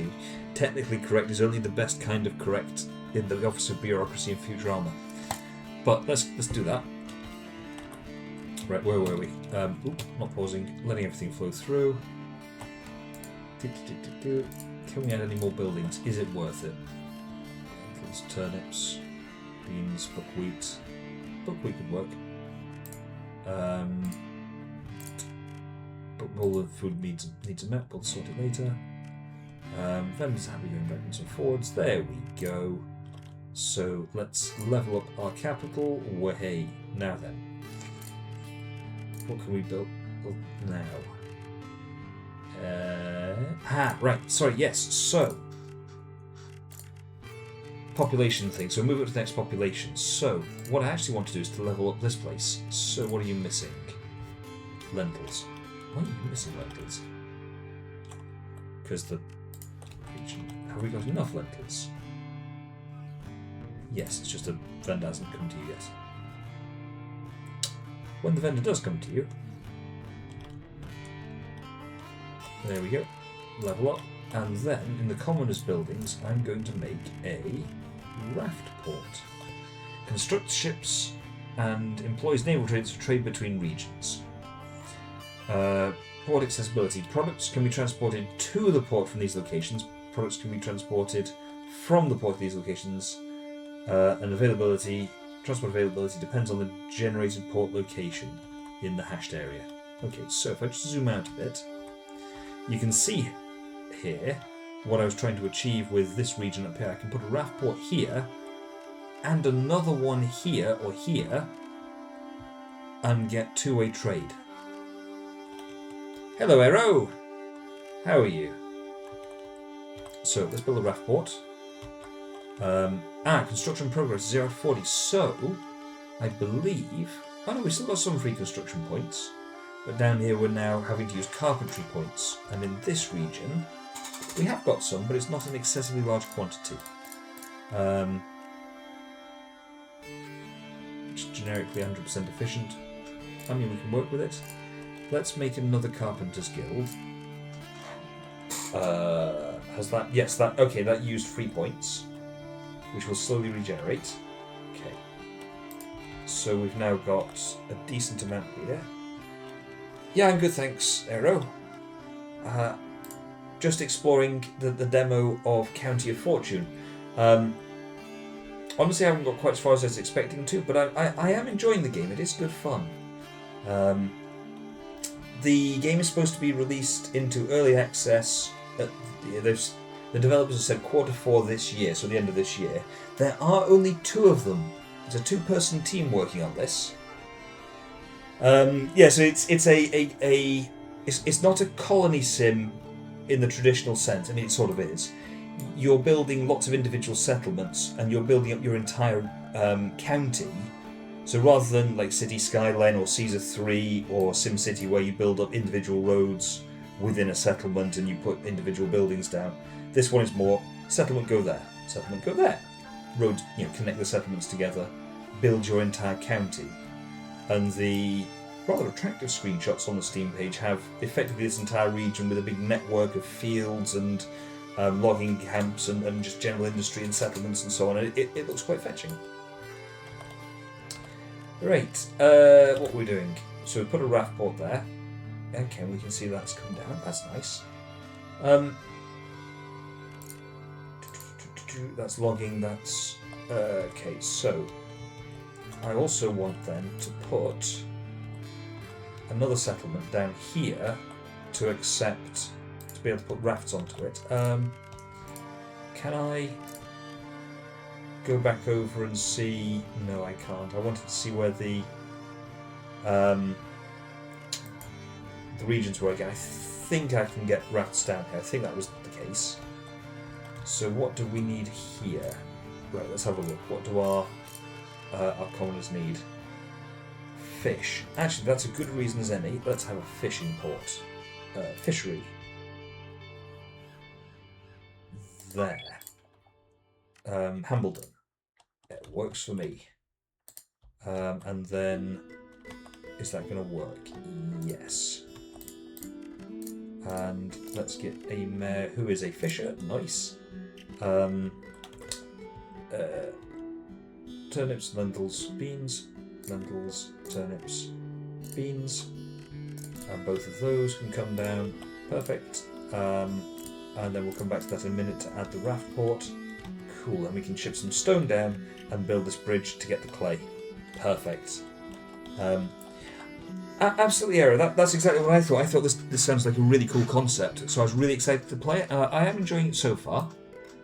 As I say, I was kind of expecting to get a little further, but we've been exploring, we've been having fun. What's this? Culture renown increased. The green culture is now the culture of the that is represented by the green colour. I'm going to get cancelled so badly. Okay, decreased effect of corrupt mayors. All right. I wonder if that was related to the events that we saw earlier. Okay, so Milton beans.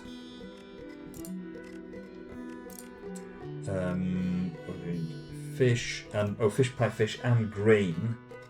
Wheat farm, rye farm. Do we have a wheat farm or a rye farm? We have a rye farm.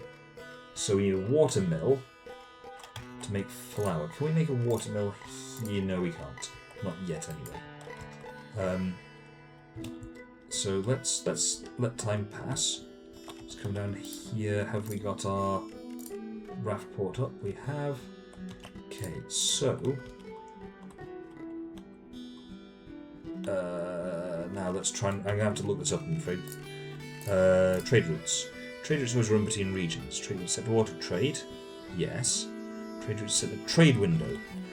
Tougher trade window. Wait, all products. Select product. I'm just going to go with stone. You might get a watermill at Corston. Corston's up here, isn't it? Let's close that thing. I could do. Yes.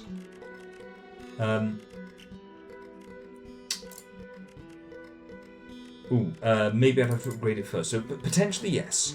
What I'm thinking is, logistically speaking, if I have the wheat only travel that far to get milled and then travel back again, that's not too bad. If I have to go all the way over here, then that's a longer logistics chain, which is going to take longer and is going to be Longer logistics chain takes longer. Hello, Tautology Club. But that's going to slow things down and be less efficient. That's my gut feel. So let's level up this one. And then buildings, let's... first and foremost, I need a raft port. Oh, blast, I wanted to look at that. It's not started yet. Yeah, I'm gonna... that's inefficient, I know, but... Right, okay, so... Yes, so there we go. Oldbourne, which is the other raft port, is downstream. And then you can see back downstream again to Corston.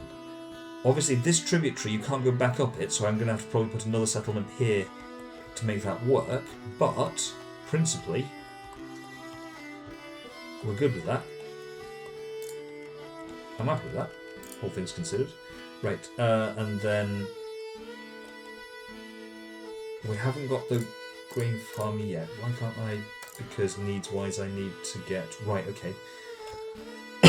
We've got an apiary. So I need a chandlery. Where's my... Kilmington? You're my... Can't support more high-level settlements. Okay. Can I get a chandlery here? No, I can't. Interesting. Right.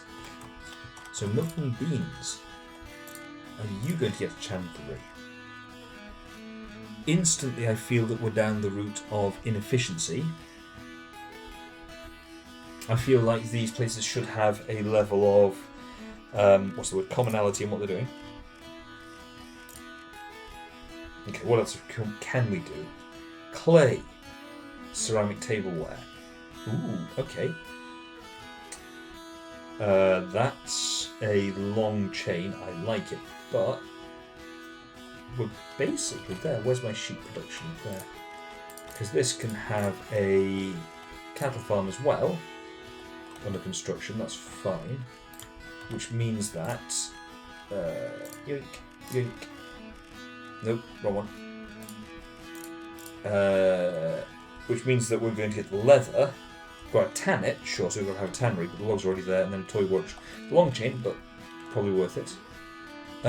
Trial of Bandits, Governor of Silver right, that's this region up here. I know that now. Announces that a band of notorious outlaws will be brought before the court.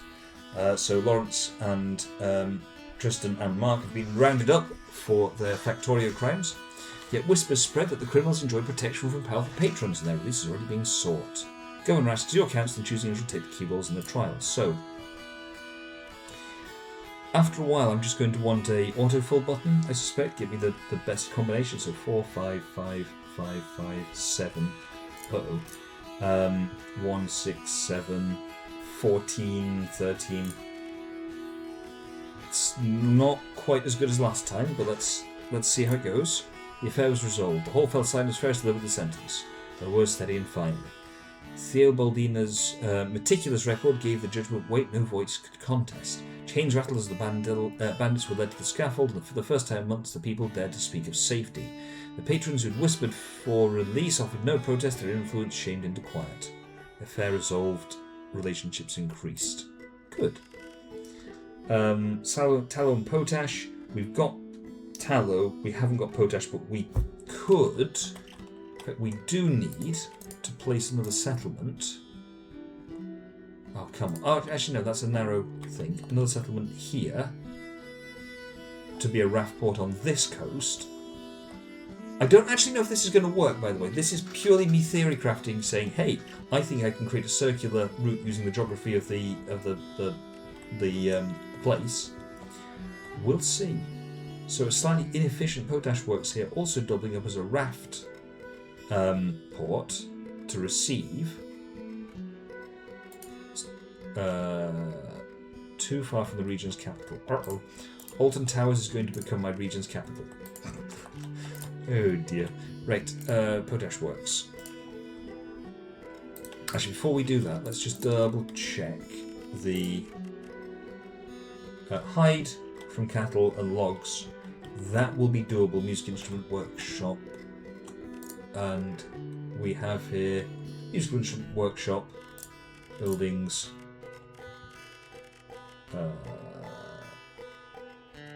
Is that going to be a... right, okay. Okay.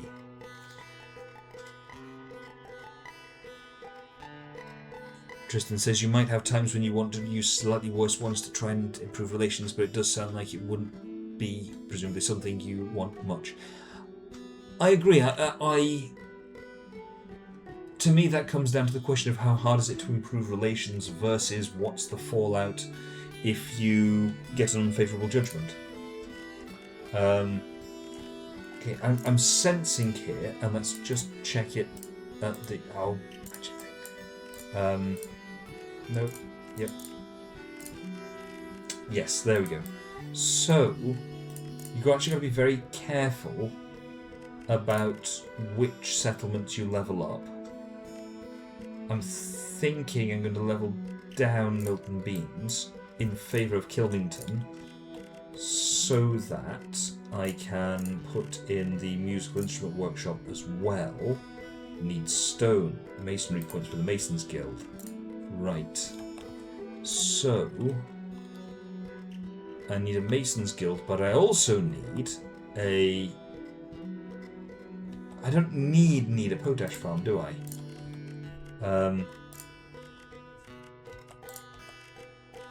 Needs here. So that works. The potash was for this. I am going to need it ultimately. And a soap workshop.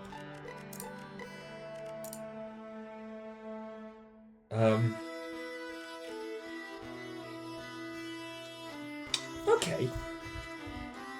So,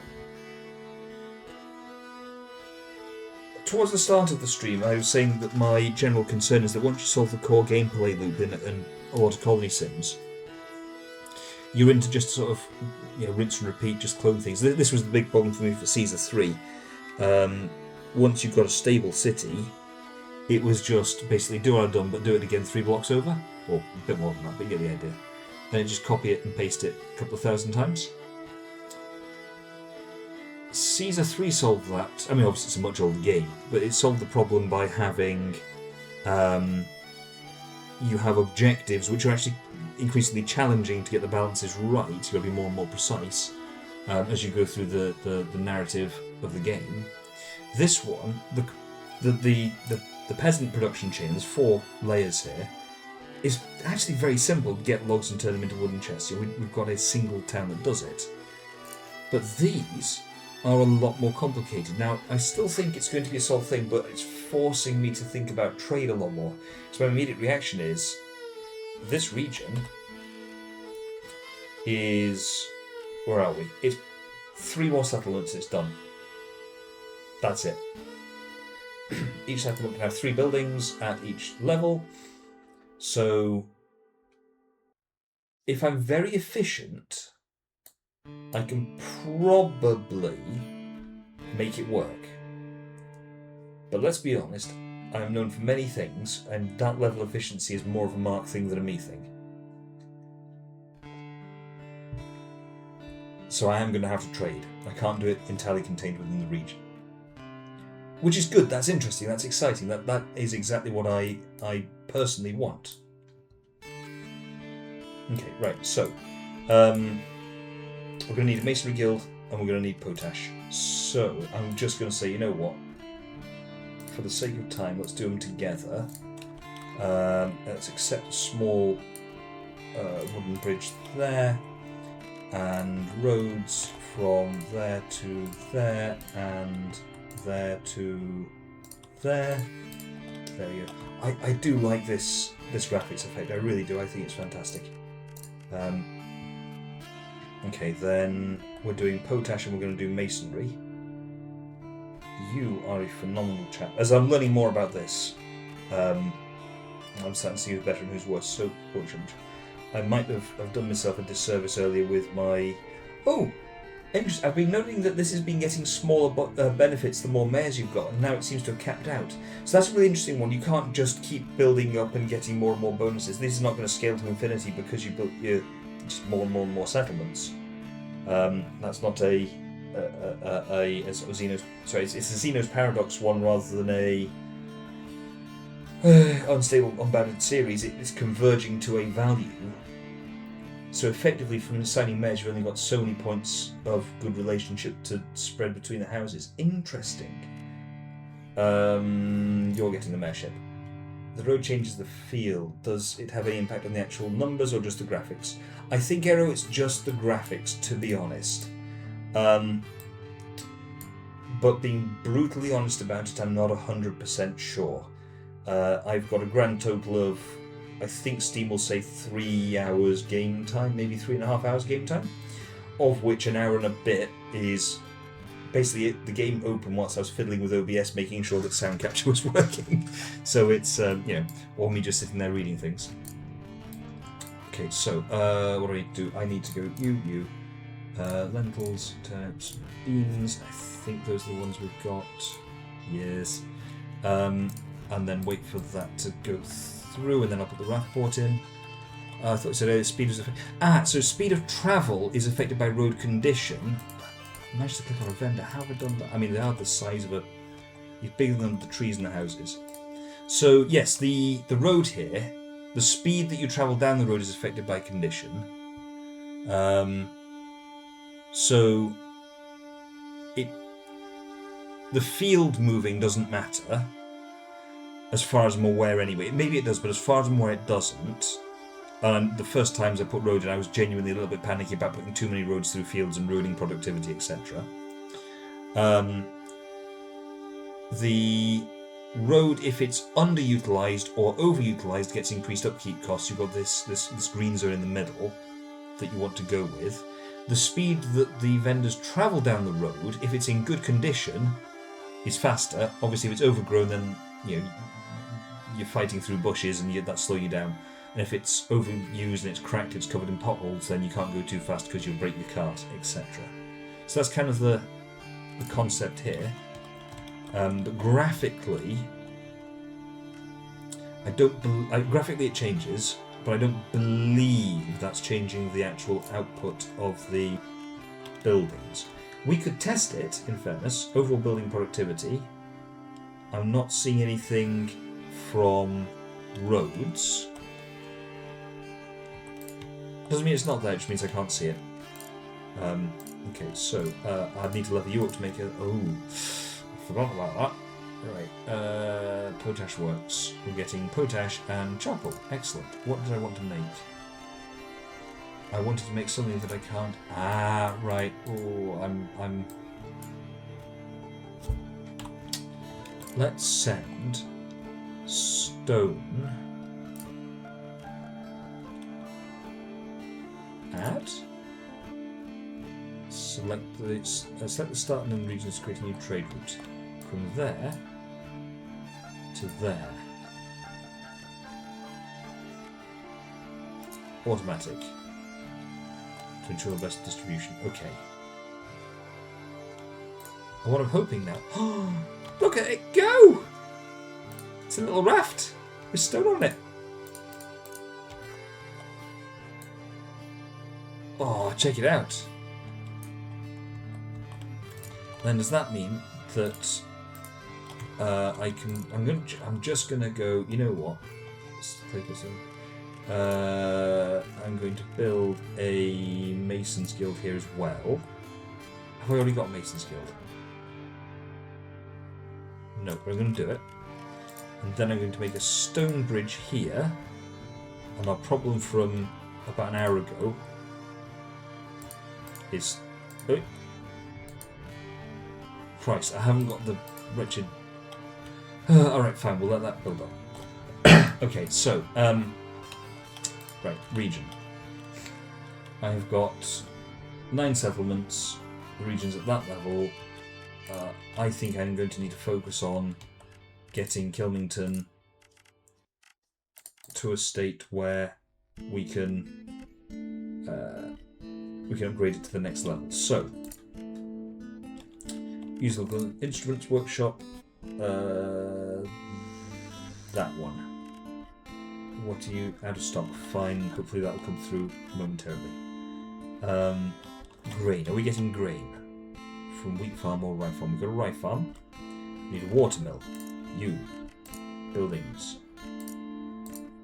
Can't build another one. Why can't musical instruments? Right. This is going to take a little while. Why? Missing musical instruments. But you build them. But it's not built yet. Right. Right. Because we've got no... So we've got stone quarry there. I am going to build the Masons Guild there at the same time. Right, I've got those points there, so that should go quite quickly, but I've got other building projects. Hey, catch, yeah, just yeeting the raft downstream. Is there another one going down at the same time? No. That's sad.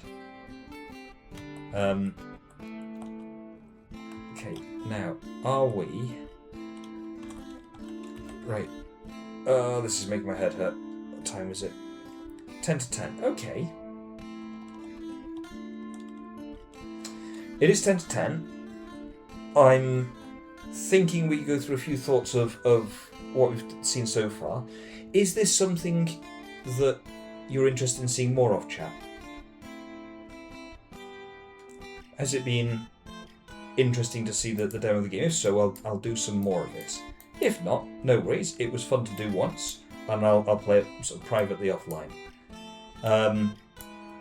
Just sort of looking forwards, as many of you will know, Lawrence streams on Monday with a group of us, which I'm part of, and that stream I believe is going ahead.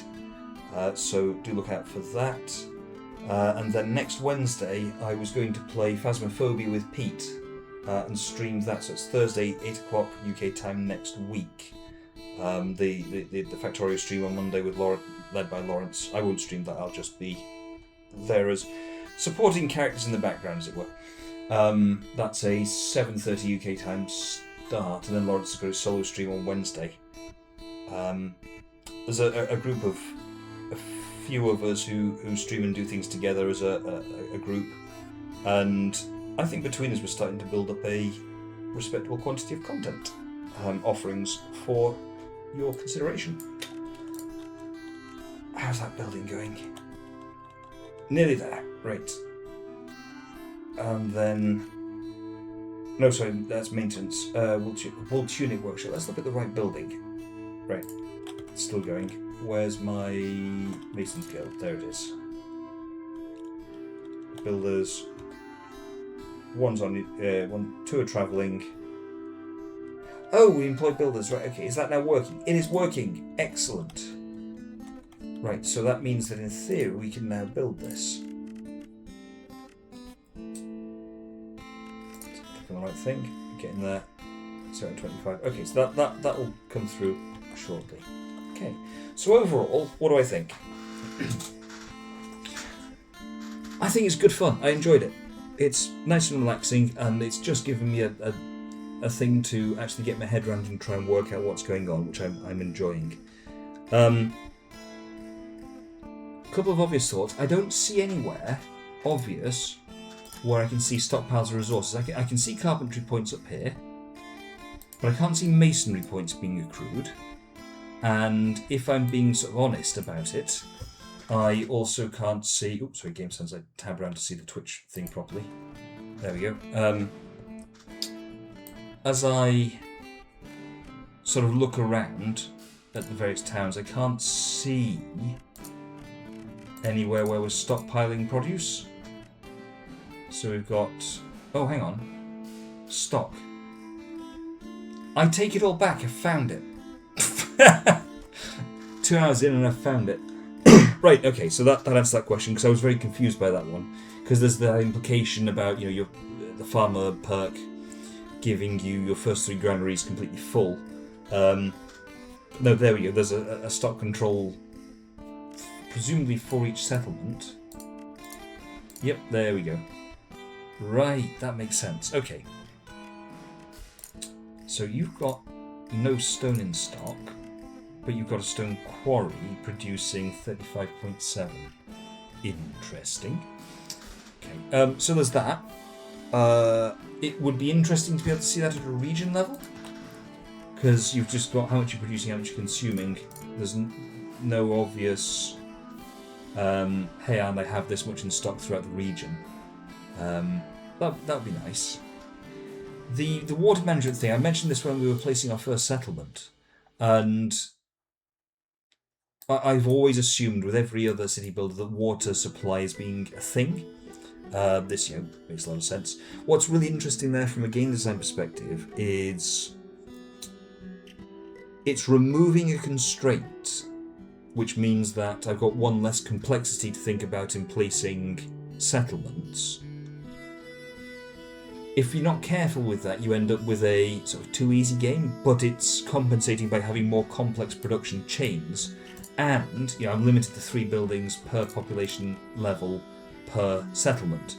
And I'm limited on the number of settlements per region, and I have to trade between between regions, which means I've got to set things. So there's a really good logic there.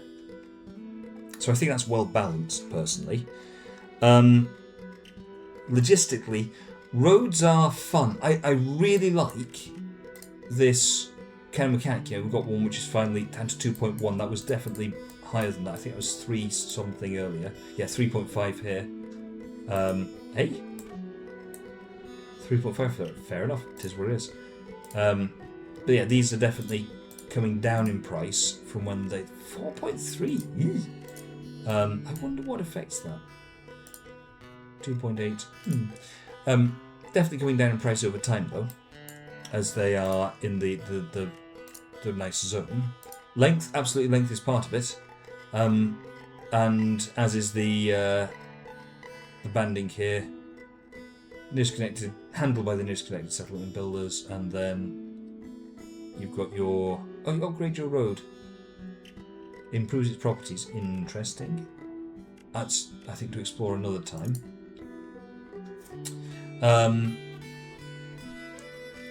I love it visually. I think it's fantastic. It's got a really nice feel. The blurb did say about following natural contours. I initially thought that'd be really cool. Caesar 3 obviously being a much older game, it's very, very straight, very linear.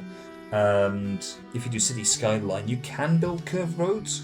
It's just that you only do that for artistic reasons and to make it look good. It's more efficient to do basically big square blocks. Whereas this one, I was hoping it was going to force it a bit more, but as we saw, you build a road, and it's very much you have options. It is orthogonal or diagonal. Pick your mode, and this is very orthogonal and very... Yeah, you get the idea. Which, yeah, pros and cons. I was hoping it would be a bit more interesting, but at the same time I also accept that if you were to put some kind of in the back end effectively a matrix with the cost of having a road going over that tile, can you build in stage through to how you want? You can, yes. So I can go, let's find somewhere nice and flat too. So I can go from there to there, to there, to there, to there. Not connected to any settlement loop, so I can't do that to make it into a loop. But yes, I can, to an extent, segment it.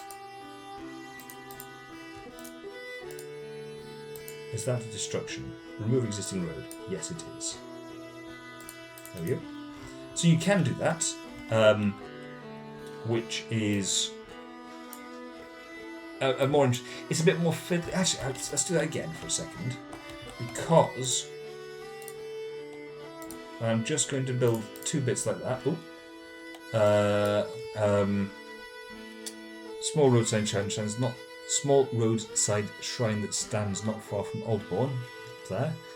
For generations, it carried the colours and markings used by the villagers that recently travelled from Stanton, passed through and repainted it in their own style. I say, that's a bold move all the way over there. No explanation followed. Many in Aldbourne now see the act as a quiet insult to their customs. The mayor asks how the village should respond. That is not a top but very unpopular leadership tip. If you go to a group of people and ask their opinion, and they give you differing opinions, the people whose opinions you don't follow get upset with you. This is something that I have a lot of experience with happening to me. The mayor's asking me. Fair, better, that makes more sense. Good point, Tristan, good point. Demand the people of Stand to return and restore the shrine to its proper colours. obviously upsets that noble house. Order the train repeated at once to tell the villagers to forget who altered it. Cultural decrease. Send word that altering the shrine without leave has dishonoured the culture of Aldeborn. Decreases mutual relations between the noble house. Okay, so this is there is no positive outcome. This option is available because the settlement's culture has the Code of Honour trait. Okay, that's cool. So more options come available as cultures increase. Interesting. I think we'll do that one for now. Now, where did I make that road? So I wanted to look and see. It's up here, wasn't it? Yeah. If we click on it. Oh no, it is one road. That's interesting. That's good. So if we come up here, you can see I've got a road here, and it's broken it into 3 segments, which makes sense because there's a junction there. Each of those segments is handled separately. But that is different to this one here, which is very much just one road built in stages. That's interesting. I was saying about if you try and make the road more dynamic automatically, you've got to put a table underneath the tiles effectively to, this is the logic behind the scenes, work out which each of the segments might be maintained by a different settlement too. Absolutely. Your table underneath then gives you effectively a penalty cost for it, but that means that you're then running probably Dijkstra's algorithm to do a road from A to B rather than a fairly straightforward straight line algorithm where you just determine a gradient and then it's anti-aliasing basically. Well, it's aliasing, but anyway, it's a much computationally cheaper algorithm to do, easier to implement, easier to maintain, less performance impact on the game, etc. So I can see the argument for just saying, you know what, we accept that. If you want to make fancy roads following mountain sides and so on, then do it in segments. Supply chains. I originally was concerned they were going to be a bit short and a bit dull, but having seen... Not that one. That one. Having seen some of these, I'm actually thinking, you know what, that's good. And I'm going to take an educated guess that the artisans have even more complex supply chains. And I like that, I really do, because as I was saying earlier, it means that the game loop's gone from just make these interact by putting roads in to make these interact by putting trade systems in. Each one's got to be a self-contained unit, but that's scaling it up. And then presumably, he says, with our regions, like that, in our full county view, is there a way of seeing all the regions concurrently?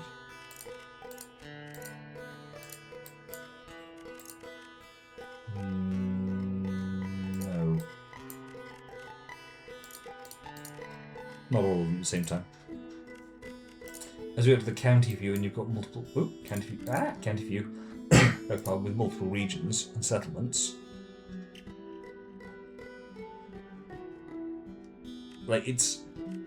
I'm assuming there's going to be another sort of thing, and then maybe there's a feedback to the kingdom. I mean, at this point, we're very much in the still the early game, I suspect. Maybe we're starting to encroach on the mid game. I concur, Tristan. This is early access. Oh, it's not even. This is pre-early access demo. And if you want to overhaul your road generation, then yes, you could implement Dijkstra's algorithm later if you felt so inclined. But then again, you also might decide that it's not worth it. It's a legitimate. It's part of your sort of design level thinking. The more complexity you add, the more computationally expensive it is to do things, which potentially slows down the game and makes it feel less fun. By keeping it simple, yes, you lose a little bit of the realism of, it's just straight roads and so on. It still looks good, it still looks fine, I've got no issue. And it has done, in fairness, what you'd expect in reality, which is roads to generally trend in the direction towards the settlement they're going to. There isn't one there, that's a bit weird, but there's a forest there, so fair enough. It still looks reasonable. So, it's an interesting observation, and I think there's a interesting underlying discussion about how about the sort of trade-offs you need to make in design time that goes with it, and I think it's a really good example. I think later, some of this elements of pathing. That was the other one. So I was gently jotting notes down as I go. Later, and we started to see it where I was saying about, I think Regular was saying about, you could put the watermill over here. I was saying, yeah, but then you've got to carry your wheat all the way from Sodding and Chipbury to past Milton Beans, through Alton Towers, Kilmington, all the way to Causton, and then all the way back again, so that these guys can get their milled flour.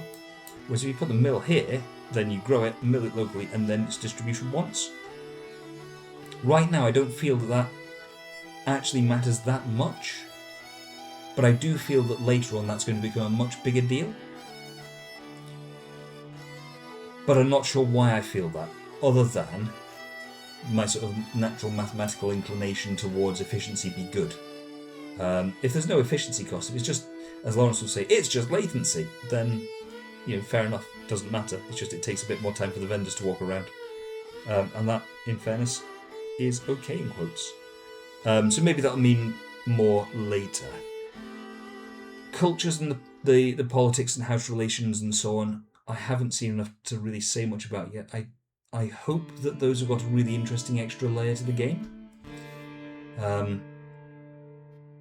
We shall see. We'll have to see. I'm genuinely curious to find out how that goes. And then the only other comment I've got, and acknowledging this is very early, is at the moment, yes, the regions have got a limitation. As we said, 3 buildings per population type. Limit on traders. I do not know what the limit on traders is. Let's see if we can work it out. That's limitations that way. Now, can I find something to click on? What about the codex? What does it say? Trade routes. Trade routes. Can I click on the route that way?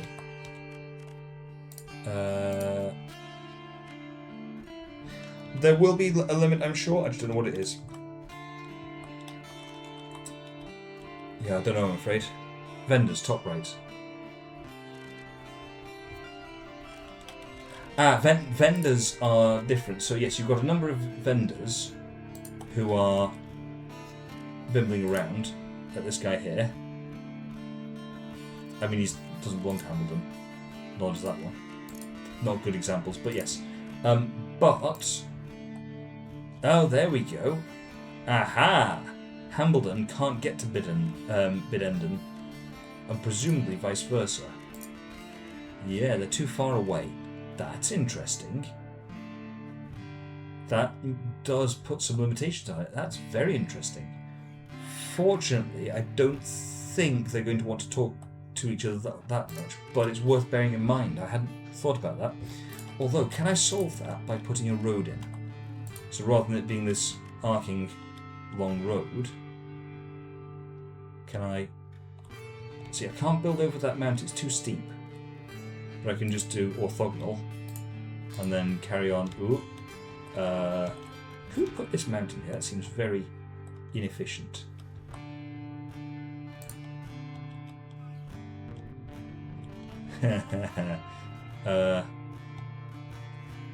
That's interesting. So if I say go straight diagonals, it is straight line, otherwise it's a bit more varied. But right, let's try that now. Show range. Now they can get to each other. That's interesting. Send stuff by raft. Yeah, exactly. Raft it all the way around here. No, same region. Don't care. Going round. I like that. I appreciate it. What was I saying? Yes, so the constraints are 3 building types per population type, so it's a maximum of 12 buildings, but obviously within layers.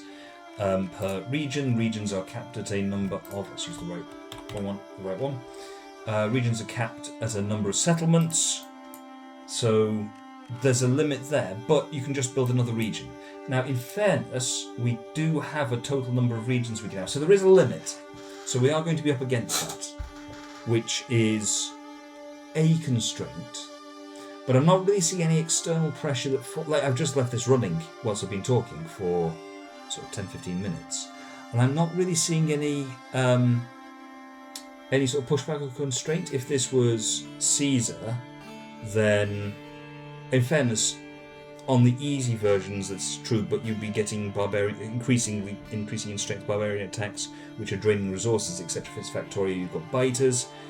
City Skyline doesn't have pressures like that. You've got the risk of instability where something goes a little bit wrong and you get a cascade failure throughout your settlement, which I've not seen any risk of here so far. But there's nothing really to stop me from just saying, you know what, for my next settlement, I'm going to go over here and just slap it down and say, who dares wins, I don't care. Which is, it is a thing. It is what it is. Right.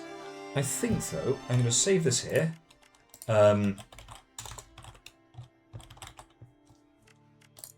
Let's save that. That's interesting. I wasn't expecting it to. I was expecting it to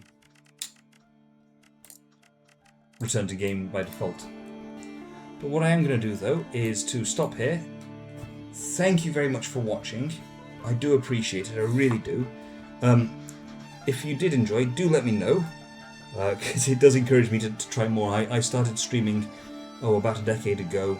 Did it for a few months and effectively just gave up, partly because life got in the way, partly because I didn't feel like it was going anywhere. I didn't feel, I think I did 3 streams in a row where it was literally nobody watching, and I was playing Subnautica. I was enjoying myself, but there's other things where life got in the way. But it does help knowing that people are interested. Thank you, Regular. I appreciate it. As I say, I will be back supporting Lawrence in his stream on Monday. It's Monday, 7:30 UK time, playing Factorio in our Planetary Pioneers run. Lawrence has got a solo stream Wednesday next week, 7:30 UK time, and then Thursday, 7:30 next week, so same time next week, probably for about the same duration as well. Pete and I are going to try Phasmophobia. We haven't played that for just over a year.